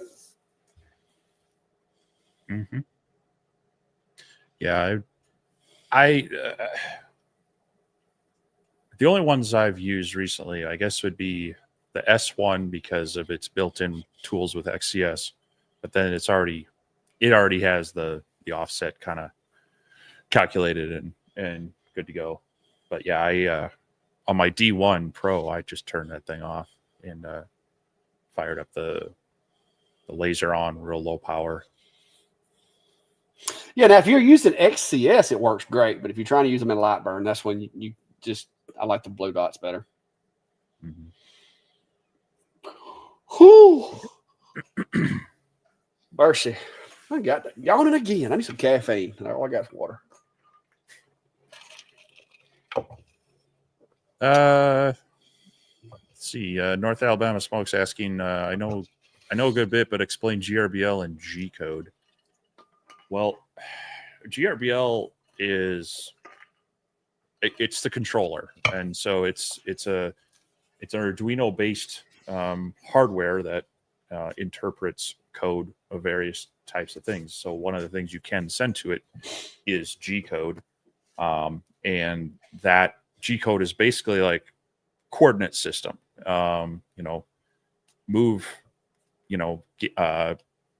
Move the y-axis X to this position, or so many steps, or so many digit type things. Turn on and off power kind of things, or turn it to these various levels. It's kind of a numerical control system that the controller interprets. So really just one's the controller language, or the controller hardware and the language that goes with it. The other one is more universal, but your software that creates the file needs to know what controller it's working with to set up the G code right. So if I'm sending something to the SaneSmart CNC, it's going to be different than, say, one of my open build CNCs or the Onefinity. They have different controllers, so you have to tell the software output the G code using this controller language. So hopefully that adds a little bit to it.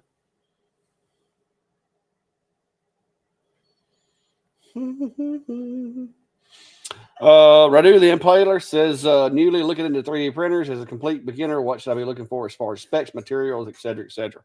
Depends on, do you want to work on a 3D printer or do you want to print stuff with a 3D printer? Because I've had both. Me personally, I know there's probably some guys out there that'll be like, oh, you can take this 3D printer and you can do all these tweaks and upload this and add this little computer and it'll outperform any other 3D printer on the market. That's not what I'm after. I want something to where if I need a part made, I can hit print and it prints and I ain't got to work on it. And so I love my bamboos. I've got this A1 that I've been running, and the only issue I've had with it was me not properly drying my filament. Other than that, it prints like it's supposed to when it's supposed to. Case in point, there's my helmet. I really want to go get that helmet off the printer right there.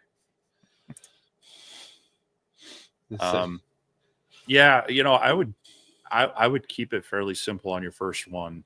Be right back. Maybe jump in if you want something easy and not terribly expensive. The Bamboo Labs A1 is probably going to get you up and running pretty quickly. There are others out there that have recently been announced that might be fairly as simple. That Elegoo Centauri looks very interesting at the price point.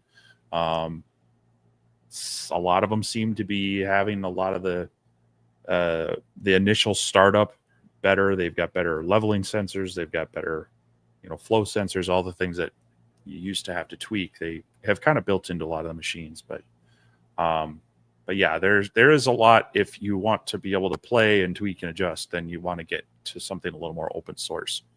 And Creality's been good at that, but yeah, you almost are guaranteed to end up doing a lot of tweaking and playing with that.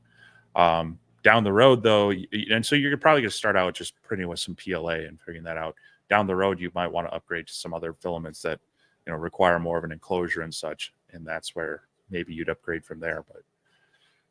But it's kind of one of those things. Is I would jump into it, jump into it knowing that you're going to be just playing around with a lot of probably pre-made files to get a feel for what it can do, and then move on from there to dial in more what you maybe want in the long run. So, but yeah, there's a lot to learn about. Like right here, drying filament. It definitely can be very helpful if you live in an environment where the humidity swings a lot or it's very humid often.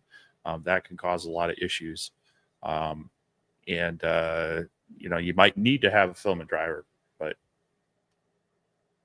it's one of those things is to I would kind of echo what Clack says. To get into it with some quick wins, you want to find a printer that's going to handle a lot of things for you or give you some better feedback when problems do happen.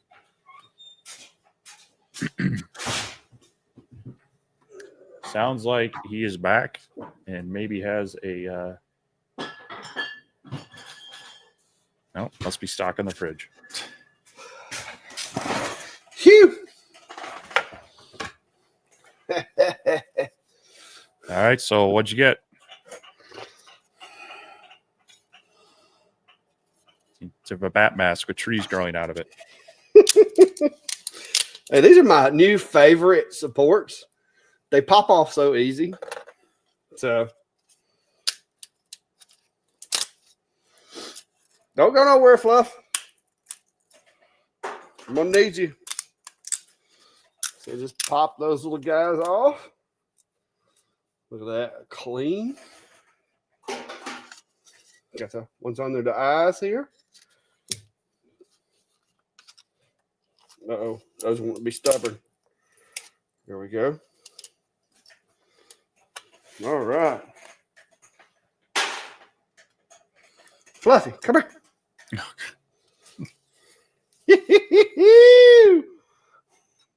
Kitty. Come here. Sure, you don't need Brandy in there with a 911 on hand, Nah. Come here. Come here. or at least some Band-Aids. Come here. Come here. Come here. Okay, this isn't going real well. Yeah, it's going to get very interesting very fast. Hang on. Ah!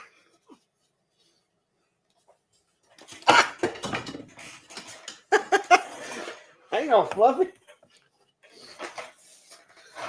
We Maybe had you it need to on. Print a bigger one and put it on Biscuit. She's knocked it off. Oh, I gotta get her up here closer. Hang on. She looks awesome when she got it on, though. Meow, meow, meow, meow, meow.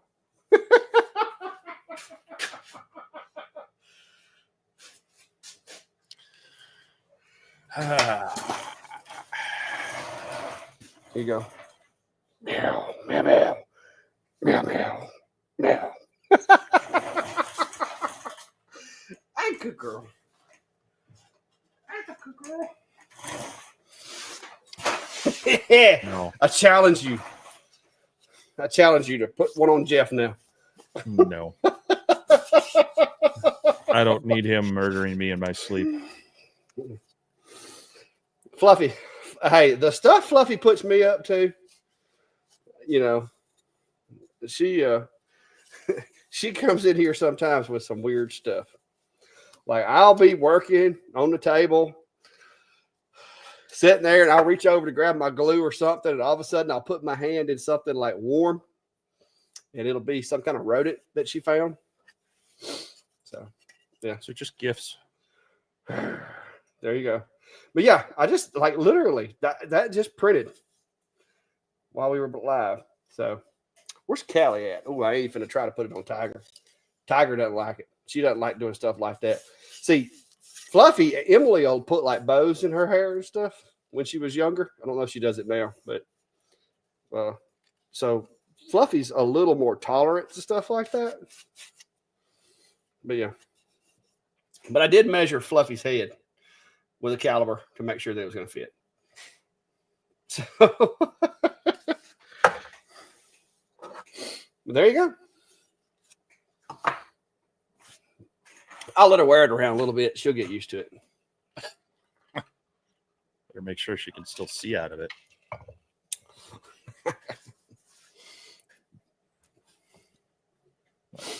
Anyway.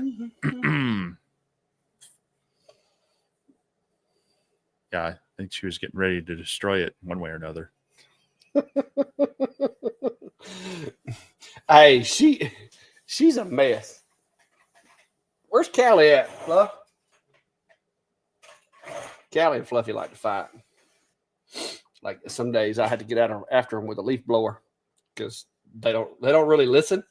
You know, they're cats, so you just have to blow them with a leaf blower and they quit fighting. Callie, come here. Kitty. Ryan says he got to see a demo of Milmage at 3D Printopia this past fall and looks really good. So, I mean, that's a good sign. Hopefully, you know, they've had more months to work on it. What are you doing? This is where things go south. What are you doing? What are you doing? Why are you being like that? Saw what you did to the other one.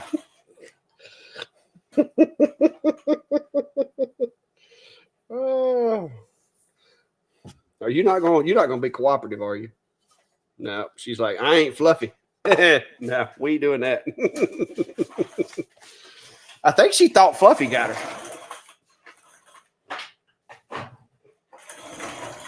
Yeah, Fluffy's the only one that's really gonna be willing to do that. So now I got to print one for Biscuit. Now Biscuit will probably wear it. He don't care. But his head's too big. Said cats talk to each other. She knows what's going on. Yeah, she didn't act like she wanted no part of it. Fluffy's just kind of chill about it. Though. Cool. All right, what y'all got? We're fixing to just start doing like crazy stuff with cats over here. But yeah, these little trees, just mind blowing how well they work and how clean they pop off. Like it's crazy. And that's PLA. So, but I've started using the strength setting, and it's a lot. I guess a lot harder than just standard PLA.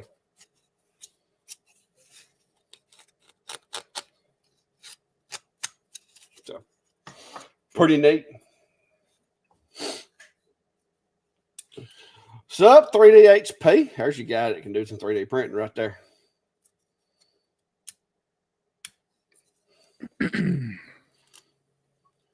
Oh, well, what would be the, here we go. What would be the least expensive laser for acrylic? I mean, the least expensive would be any sort of M40, K40, but wouldn't necessarily really recommend that. I would maybe check out the Reno Pro series.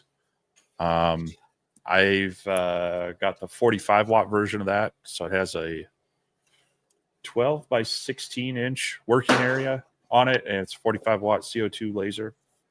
Has a lifting bed. It has air assist integrated. It's an always on air pump.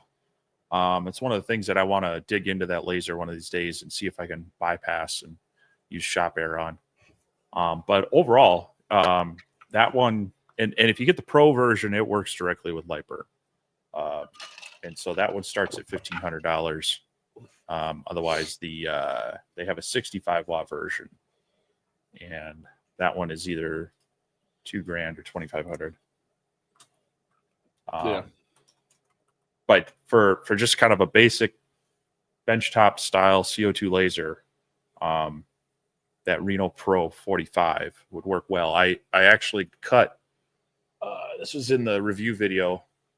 I still have these sitting out here. I cut these star ornaments out of acrylic.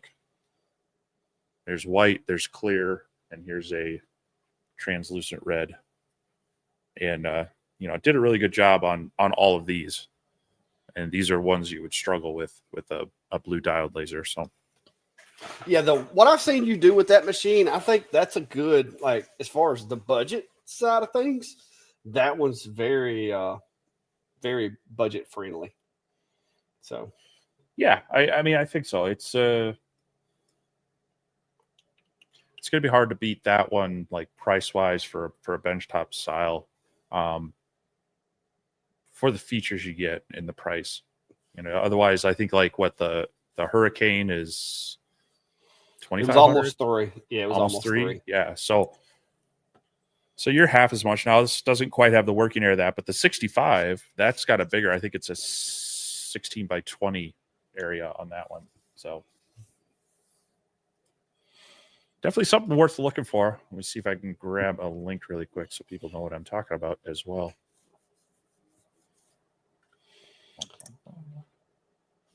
Yeah, Mark, on this one, what I'm running is the 0.20 strength setting, this factory for the bamboo. It works pretty well. They pop right off. And while Steve's looking for that, I'll answer this one too.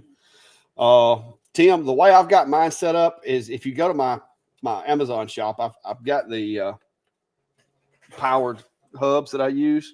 There's a powered USB hub right there, and I run a 20-foot USB cable, USB 3. I got a USB 3 that runs up, across, and down. And it connects to that powered USB hub. And the reason I'm using powered USB hub is for 2 reasons. Because when you're running a USB device for 20 foot, just to make sure that I've got really good signal, plenty of power. It also having that many of them on that line, that powered hub it's kind of like having a repeater in line. It just kind of steps it up a little bit on the way back to the computer to make sure I don't have any problems with power consumption through that one USB port, because that one's got 4 slots over there, so I can run 4 different items. I need to get me a bigger one for over there though, because like right now I've got 2 cameras over there and 3 lasers, so I'm having to play musical chairs with one of my ports. Did you find what you was looking for, Steve? Yeah, I put it out there. Oh. Yeah, it looks like the 65 watt version, 24 by 16 inch working area right now is only $2,000. So it's a pretty good deal on a Lightburn enabled desktop benchtop CO2. Yeah. David, no, I might give me a bigger printer. That printer's only like what, 256 by 256. So it's gonna be kind of tight. My daughter thought it was cool. We can get one of those. I could make me one. It'd be pretty cool if I could, though. Just gotta break it off into sections and glue it together. Oh, that's too much work. I just get me a bigger printer. I am impressed at how much more solid my prints are with these new settings that I'm playing with, and also dry filament makes a world of difference. Like that filament being dry, it just, I mean, it helps a lot.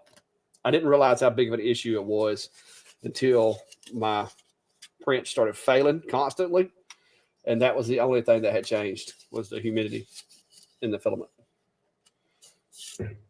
So this is actually a roll that I took off the printer because it wouldn't print, and I put it in the dryer and then put it back on the printer. And there you go. Oh, Fluffy, you coming back for your hat? You gonna wear your hat? Here. Come here. She's like, not really. Yeah. Not really. Here, I'll set it right here. Okay, so put it on. There you go. There's your hat.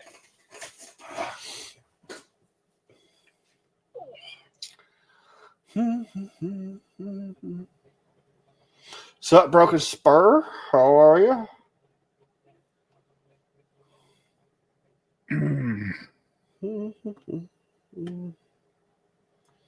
A question for you on the USB cables. They run across the top of the ceiling there.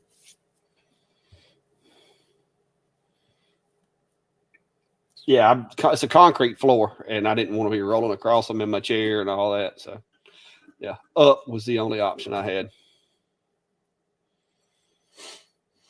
I got an airline that runs up there too. You want to? Another question for you. The color, basically. I got black, orange, red, blue. I got a whole bunch of colors. I bought a lot of filament, but I bought a bunch of orange too because I use orange for stuff like so. But I keep my AMS loaded with black. Typically, I'll have black, green, because I use a lot of green on the CNC over there. You should be able to see all of the green. Well, you can't really see them because I got that thing laid on top of them. But I use the green on the CNC because Shapeoko or Carbide, their color is green. And so their clamps are green. My dogs on my spoil board are made out of the green PLA. Clamps and all that. So I'll have the orange, green, black, and usually white. Sometimes I'll put blue. Like right now, I've got some blue in there because I've been making stuff for the OhmTech. And OhmTech has blue accents. And so I've been using blue to make stuff for it. I'll show you some of the things I made. Where are those cats?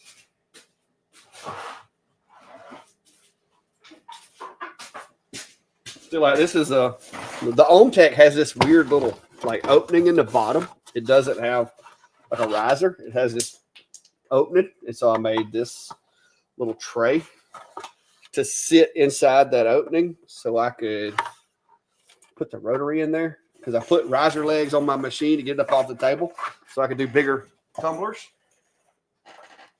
Because the Polar does not come with a riser or anything. So I put riser feet on it. I made some riser feet out of PLA. And I made this to drop in that little hole through the bottom of it. So I could drop the rotary down in there. I'm looking for an upgraded rotary. I've thought about either getting one of the the Pies or either the Rotoboss.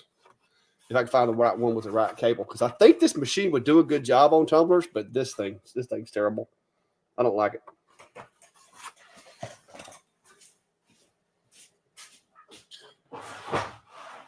As far as I know, you've only printed with PLA on that machine, right? Yeah. So that'll more clarify his question. So. Yeah, I've got ABS and I've got some PETG and all that, but I haven't used any of it yet. I'm waiting until I get a machine that is enclosed. Let's see if I can get that camera to show you. Yeah, you see my little blue feet underneath the OhmTech right there. I raised it up. I 3D printed those little feet. So that way I can do bigger tumblers with it. Cool. Well, we're running up real close to 2 hours here, so if you have any final questions or comments, now is a good time to get it in for us.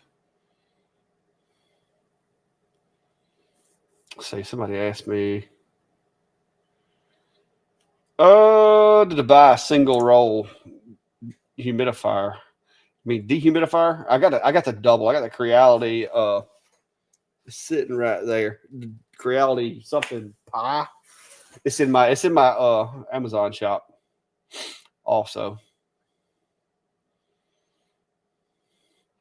Radu, it depends on what you're using it for. The different filaments, there are filaments that are stronger, but most stuff, if you're going to use it in a climate controlled environment where it's not going to be too hot or too cold, PLA works well from my experience. Now there's, if you're trying to like use it to like hold stuff that's really heavy or something like that, you might want to step it up to like PETG. I think is the only other one that you can print open air without an enclosure.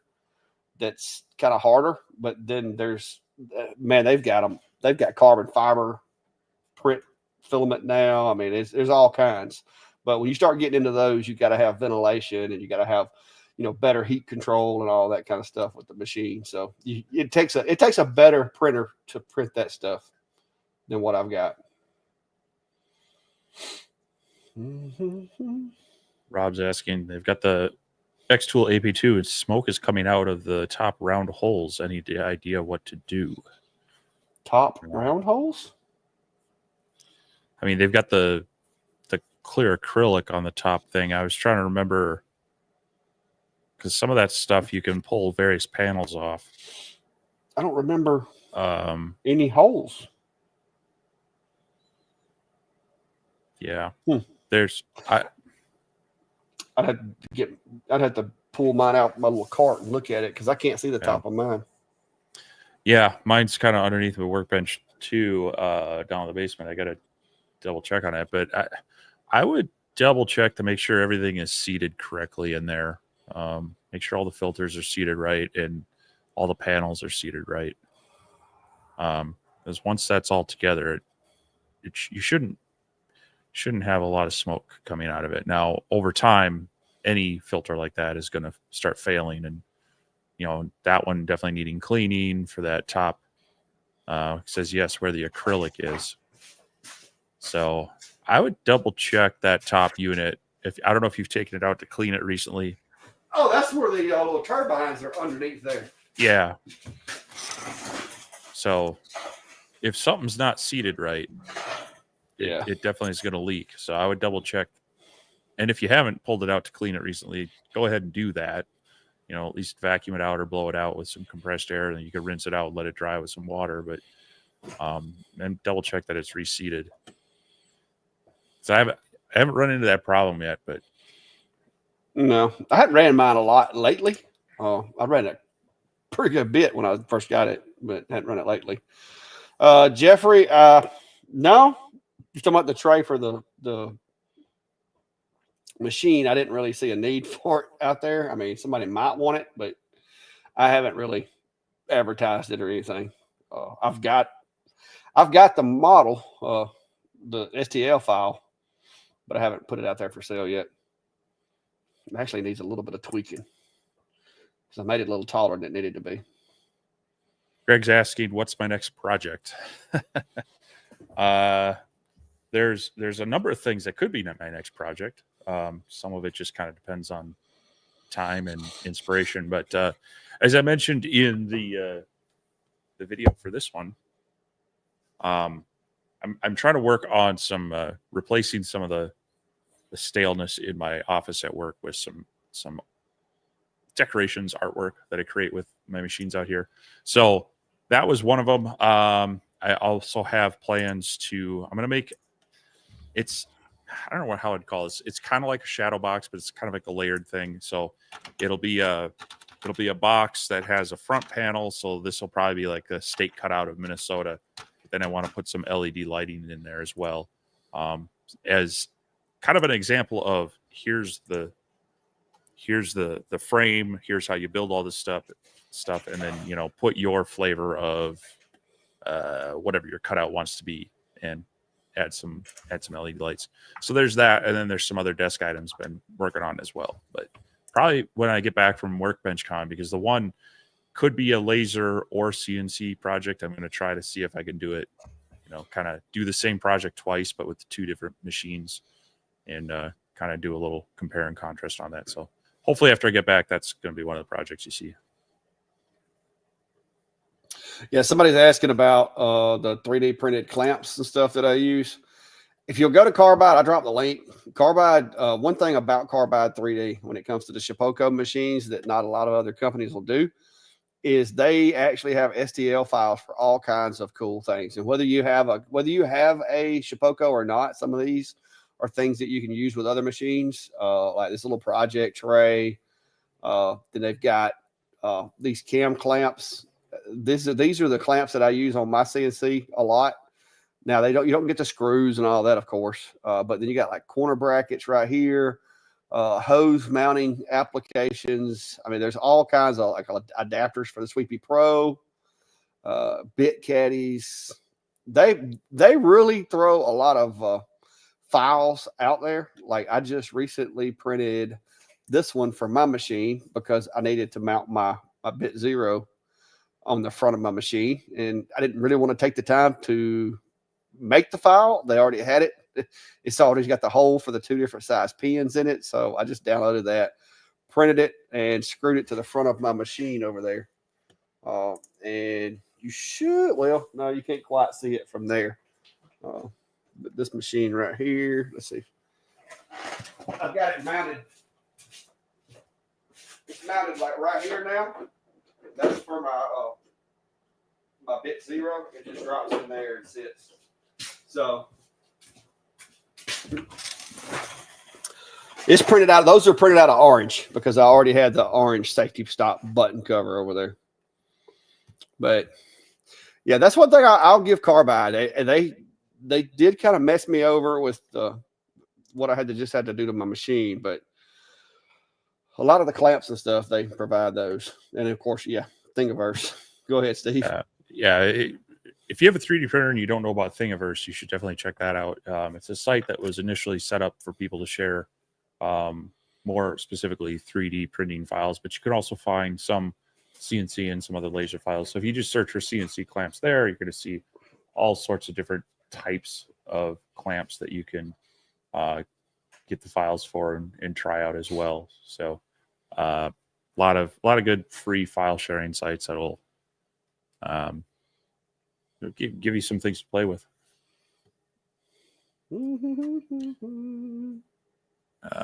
Multicraft Neo, will the Monport 65 work with Lightburn? If you're looking at the Reno line, the ones that say Pro work with Lightburn. The ones that are just like the Monport Reno 65, that one is not Lightburn ready out of the box. It works with a few other softwares like Laser DRW, Whisperer, things like that. So if you want the Lightburn control with it, you got to jump up to the Pro. I'll step up. How do I like the ridge of sander behind my left shoulder? I I like it. It swaps out between being a spindle sander and a belt sander oscillating. Their older versions were a little bit better than their newer ones, just in better tables and such. But for an all-purpose kind of benchtop sander, this works well. But I highly recommend, you see the blue hose sitting up there, I hooked that up to the Cyclone shop dust thing, because these things create a massive amount of dust that will leave you hurting in the short term and in the long term. So all right, somebody saying that they can't get my downloaded my Omni One cut files and can't get them to load. I'm not sure what you're talking about, unless you're talking about the material library. And if you are, because that's all I've put out there as far as that goes, is the material library. You're gonna have to go to material library right here. Open up that little box. If you don't have it, you'll have to go over here to window, and then you're gonna go down until you find material library right here, and make sure it's checked. Because if you uncheck it, it goes away. So when you go to window, you check it, it's gonna make it appear right here under this little tab here. So then what you will do basically is go to load right here, and then like the file, matter of fact, the file that you're talking about is, let's see, com marker Omni is right there. And so I would just click that, hit open, and it's going to populate it. Let's see, which one have I got? This is Atom Stack X40. So I'll just do it just to show you. I can fix it back. So I'm going to click on the com marker Omni One, hit open, and there they are. So there's all of the settings that I've uploaded for the Omni One are in here. Some of these are the ones that came with the Omni, like this fruit orange or whatever. I didn't do that. That's com marker. The glass, the clear acrylic, all of those are my settings. So just to review, you can go over here. I'm going to unload this one because I don't need it attached to my, there we go. So I unloaded that one because I don't need it attached to my Atom Stack A40. And I'm going to go over here and I'm going to load a new library. I've got a little location where I save all of my libraries. So I'll go over here to Atom Stack X40, open, and now my library is back. Just going to hit the save button, and we're good to go. So now when I close Lightburn out, and say if I open Lightburn back up now, when I open Lightburn back and I go over to my X40, I'll have that same material library.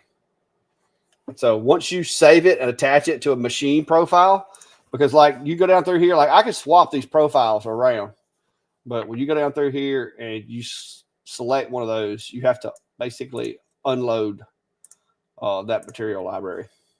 So there you go. Hope that helps, but that's how you do it.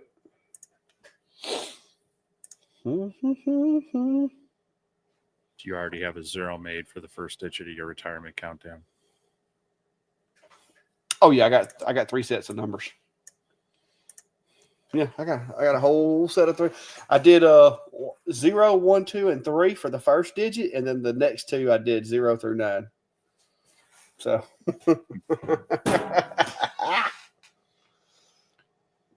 unfortunately, I can't reuse that when he's done with it because it would need another placeholder. You could just stick a sticker on there. I'll modify the file, send it to you, and you start counting yours down. Yeah, no, I'm not going to waste that much material right now. Kevin, no problem. If you got any other questions, hit me up. I'll be doing some more things with it. I've got it set up in the basement workshop, which is nice. And definitely check out my videos on it. I also added the one with the paint, the acrylic paint stands. So that one I did on the Reno, so you can get a little more insight on that one as well. But if you have any questions, reach out to me. Somebody's asking about the Polar Plus. This is where I'm at so far with the Polar Plus. I've got the True Flat. I've got some poplar wood, oak, glass, coated tumblers, clear acrylic, cardboard, birch plywood, basswood, bamboo, and an apple air tag. I know what you're thinking. Apple AirTag. Yeah, I engraved some Apple AirTags. So, yeah. So I do have a few materials for the Polar. Not as many as I do for the Omni right now. Because I just went crazy testing the Omni.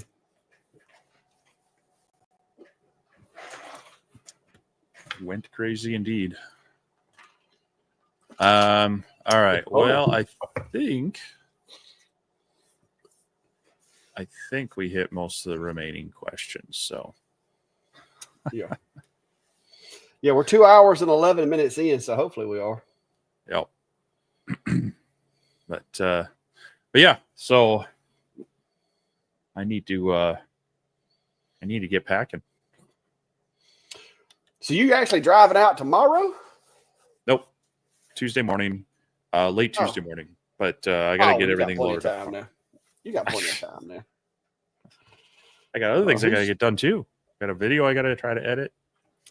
Jeffrey, if you'll email me, Clack at the Clack Shack, I can reply back to your email and send you that library file if you want it. It's basically nothing but a CSV file. It'll fit in the email. So if you'll email me at clack@theclackshack.com and just let me know you want the Omni, or not the Omni, the Polar Plus material library, and I'll attach it and send it back to you. Oh, wait a minute. Oh, I got excited. I had an email from OMTech, but it's spam.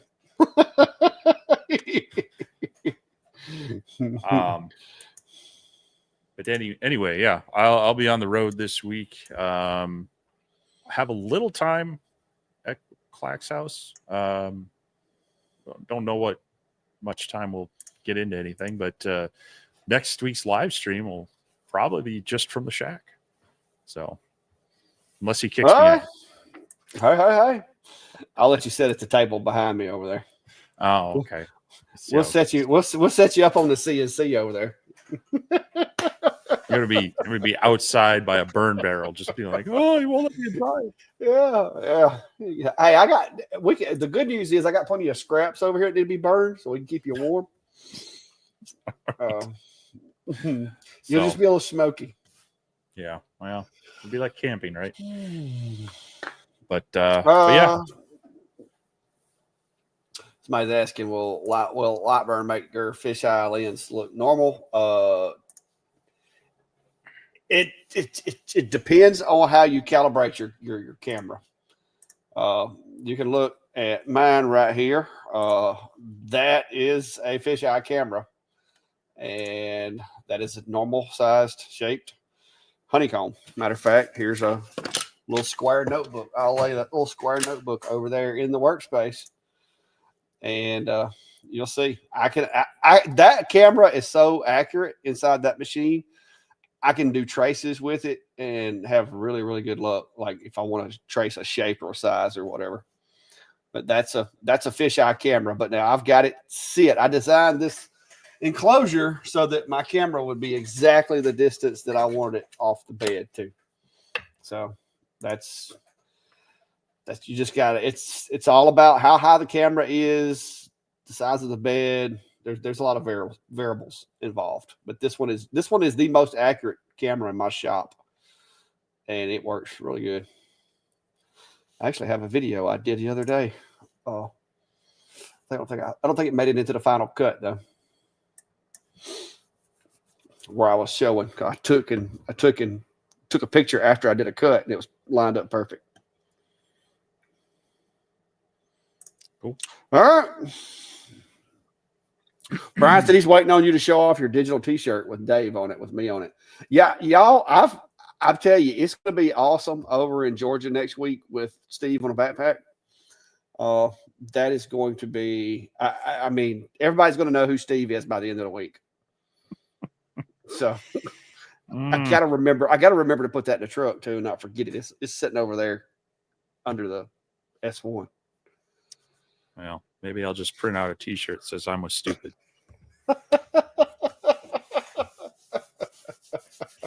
Oh me! Oh my gosh! So much fun, so little time. All right, guys. Well, I guess that'll be it. 2 hours and 15 minutes into it. If you have any questions we didn't get to, feel free to shoot us an email. If you hadn't already, go check out those channels. You can just go peruse the videos. If you're new to the channel, hey, just look at the older content. That way you know you haven't seen it. But feel free to watch as much as you want. YouTube has been punishing me lately as far as views and stuff. So any extra views you want to give me, I'll take them. So how about you, Steve? Where you at? What you got planned? And I'll let you sign out there, sir. Yeah, just, don't put your computers to sleep. Hit the play all videos on the channel and hit the mute Shuffle. tab option and wake up in the morning. Yeah.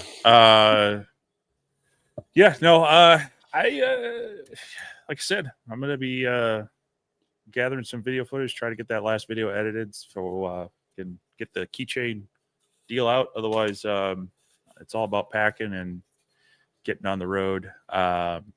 Get down to your place. We'll have some fun at Workbench Con. Stay tuned to if you're not following us on things like Facebook and Instagram, we'll probably be posting some like short, maybe some reels or some updates there, and or people will probably tag us in some of those things as well. So we'll try to get some stuff out. Otherwise, next Sunday I'll party at the shack. We'll do our live stream there, and then I get to head out Monday morning on my drive back. So yeah, that's gonna kind of be terrible, but hey, it's the route I take. I avoid most major cities and pretty much just drop in the audio books and watch the fuel gauge. It's pretty knock on wood, fairly uneventful drive with for the most part. So you could just put on the Clack Shack and Steve's Sunday Night Live podcast and just listen to it. I mean, I could, but there are parts of Iowa that I don't get the best cell service in, so I'm going to be making sure I download some content ahead of time. Oh, well. Well, all right, guys. Enjoyed it. Appreciate y'all stopping by. We're going to get over here, and me and Fluffy are going to try out her new helmet and see how she likes it. She's not really a fan of it, but we'll see. If nothing else, we have a cool decoration. It's cool anyway. So yeah, Kevin Hallbecker, we take this Sunday Night Live is actually categorized as a podcast on YouTube, so that when you're driving, you can listen to it. You don't have to watch it. That's why we try to like read out the questions and stuff instead of just some of me showing stuff you might not get to see in the podcast, but if you're doing it for entertainment value or just picking up a little tidbit of laser information here and there, it can be handy. So at least I hope it can be. That's my story. I'm sticking to it. Or it's just background noise while you're doing whatever. Yeah, it's white. Just call it white noise or whatever. Yeah. But yeah, it's nothing different from it's just this show and nothing different. It's everything you heard here. So yep. All right. Well, y'all have a good one. We'll see you all next week.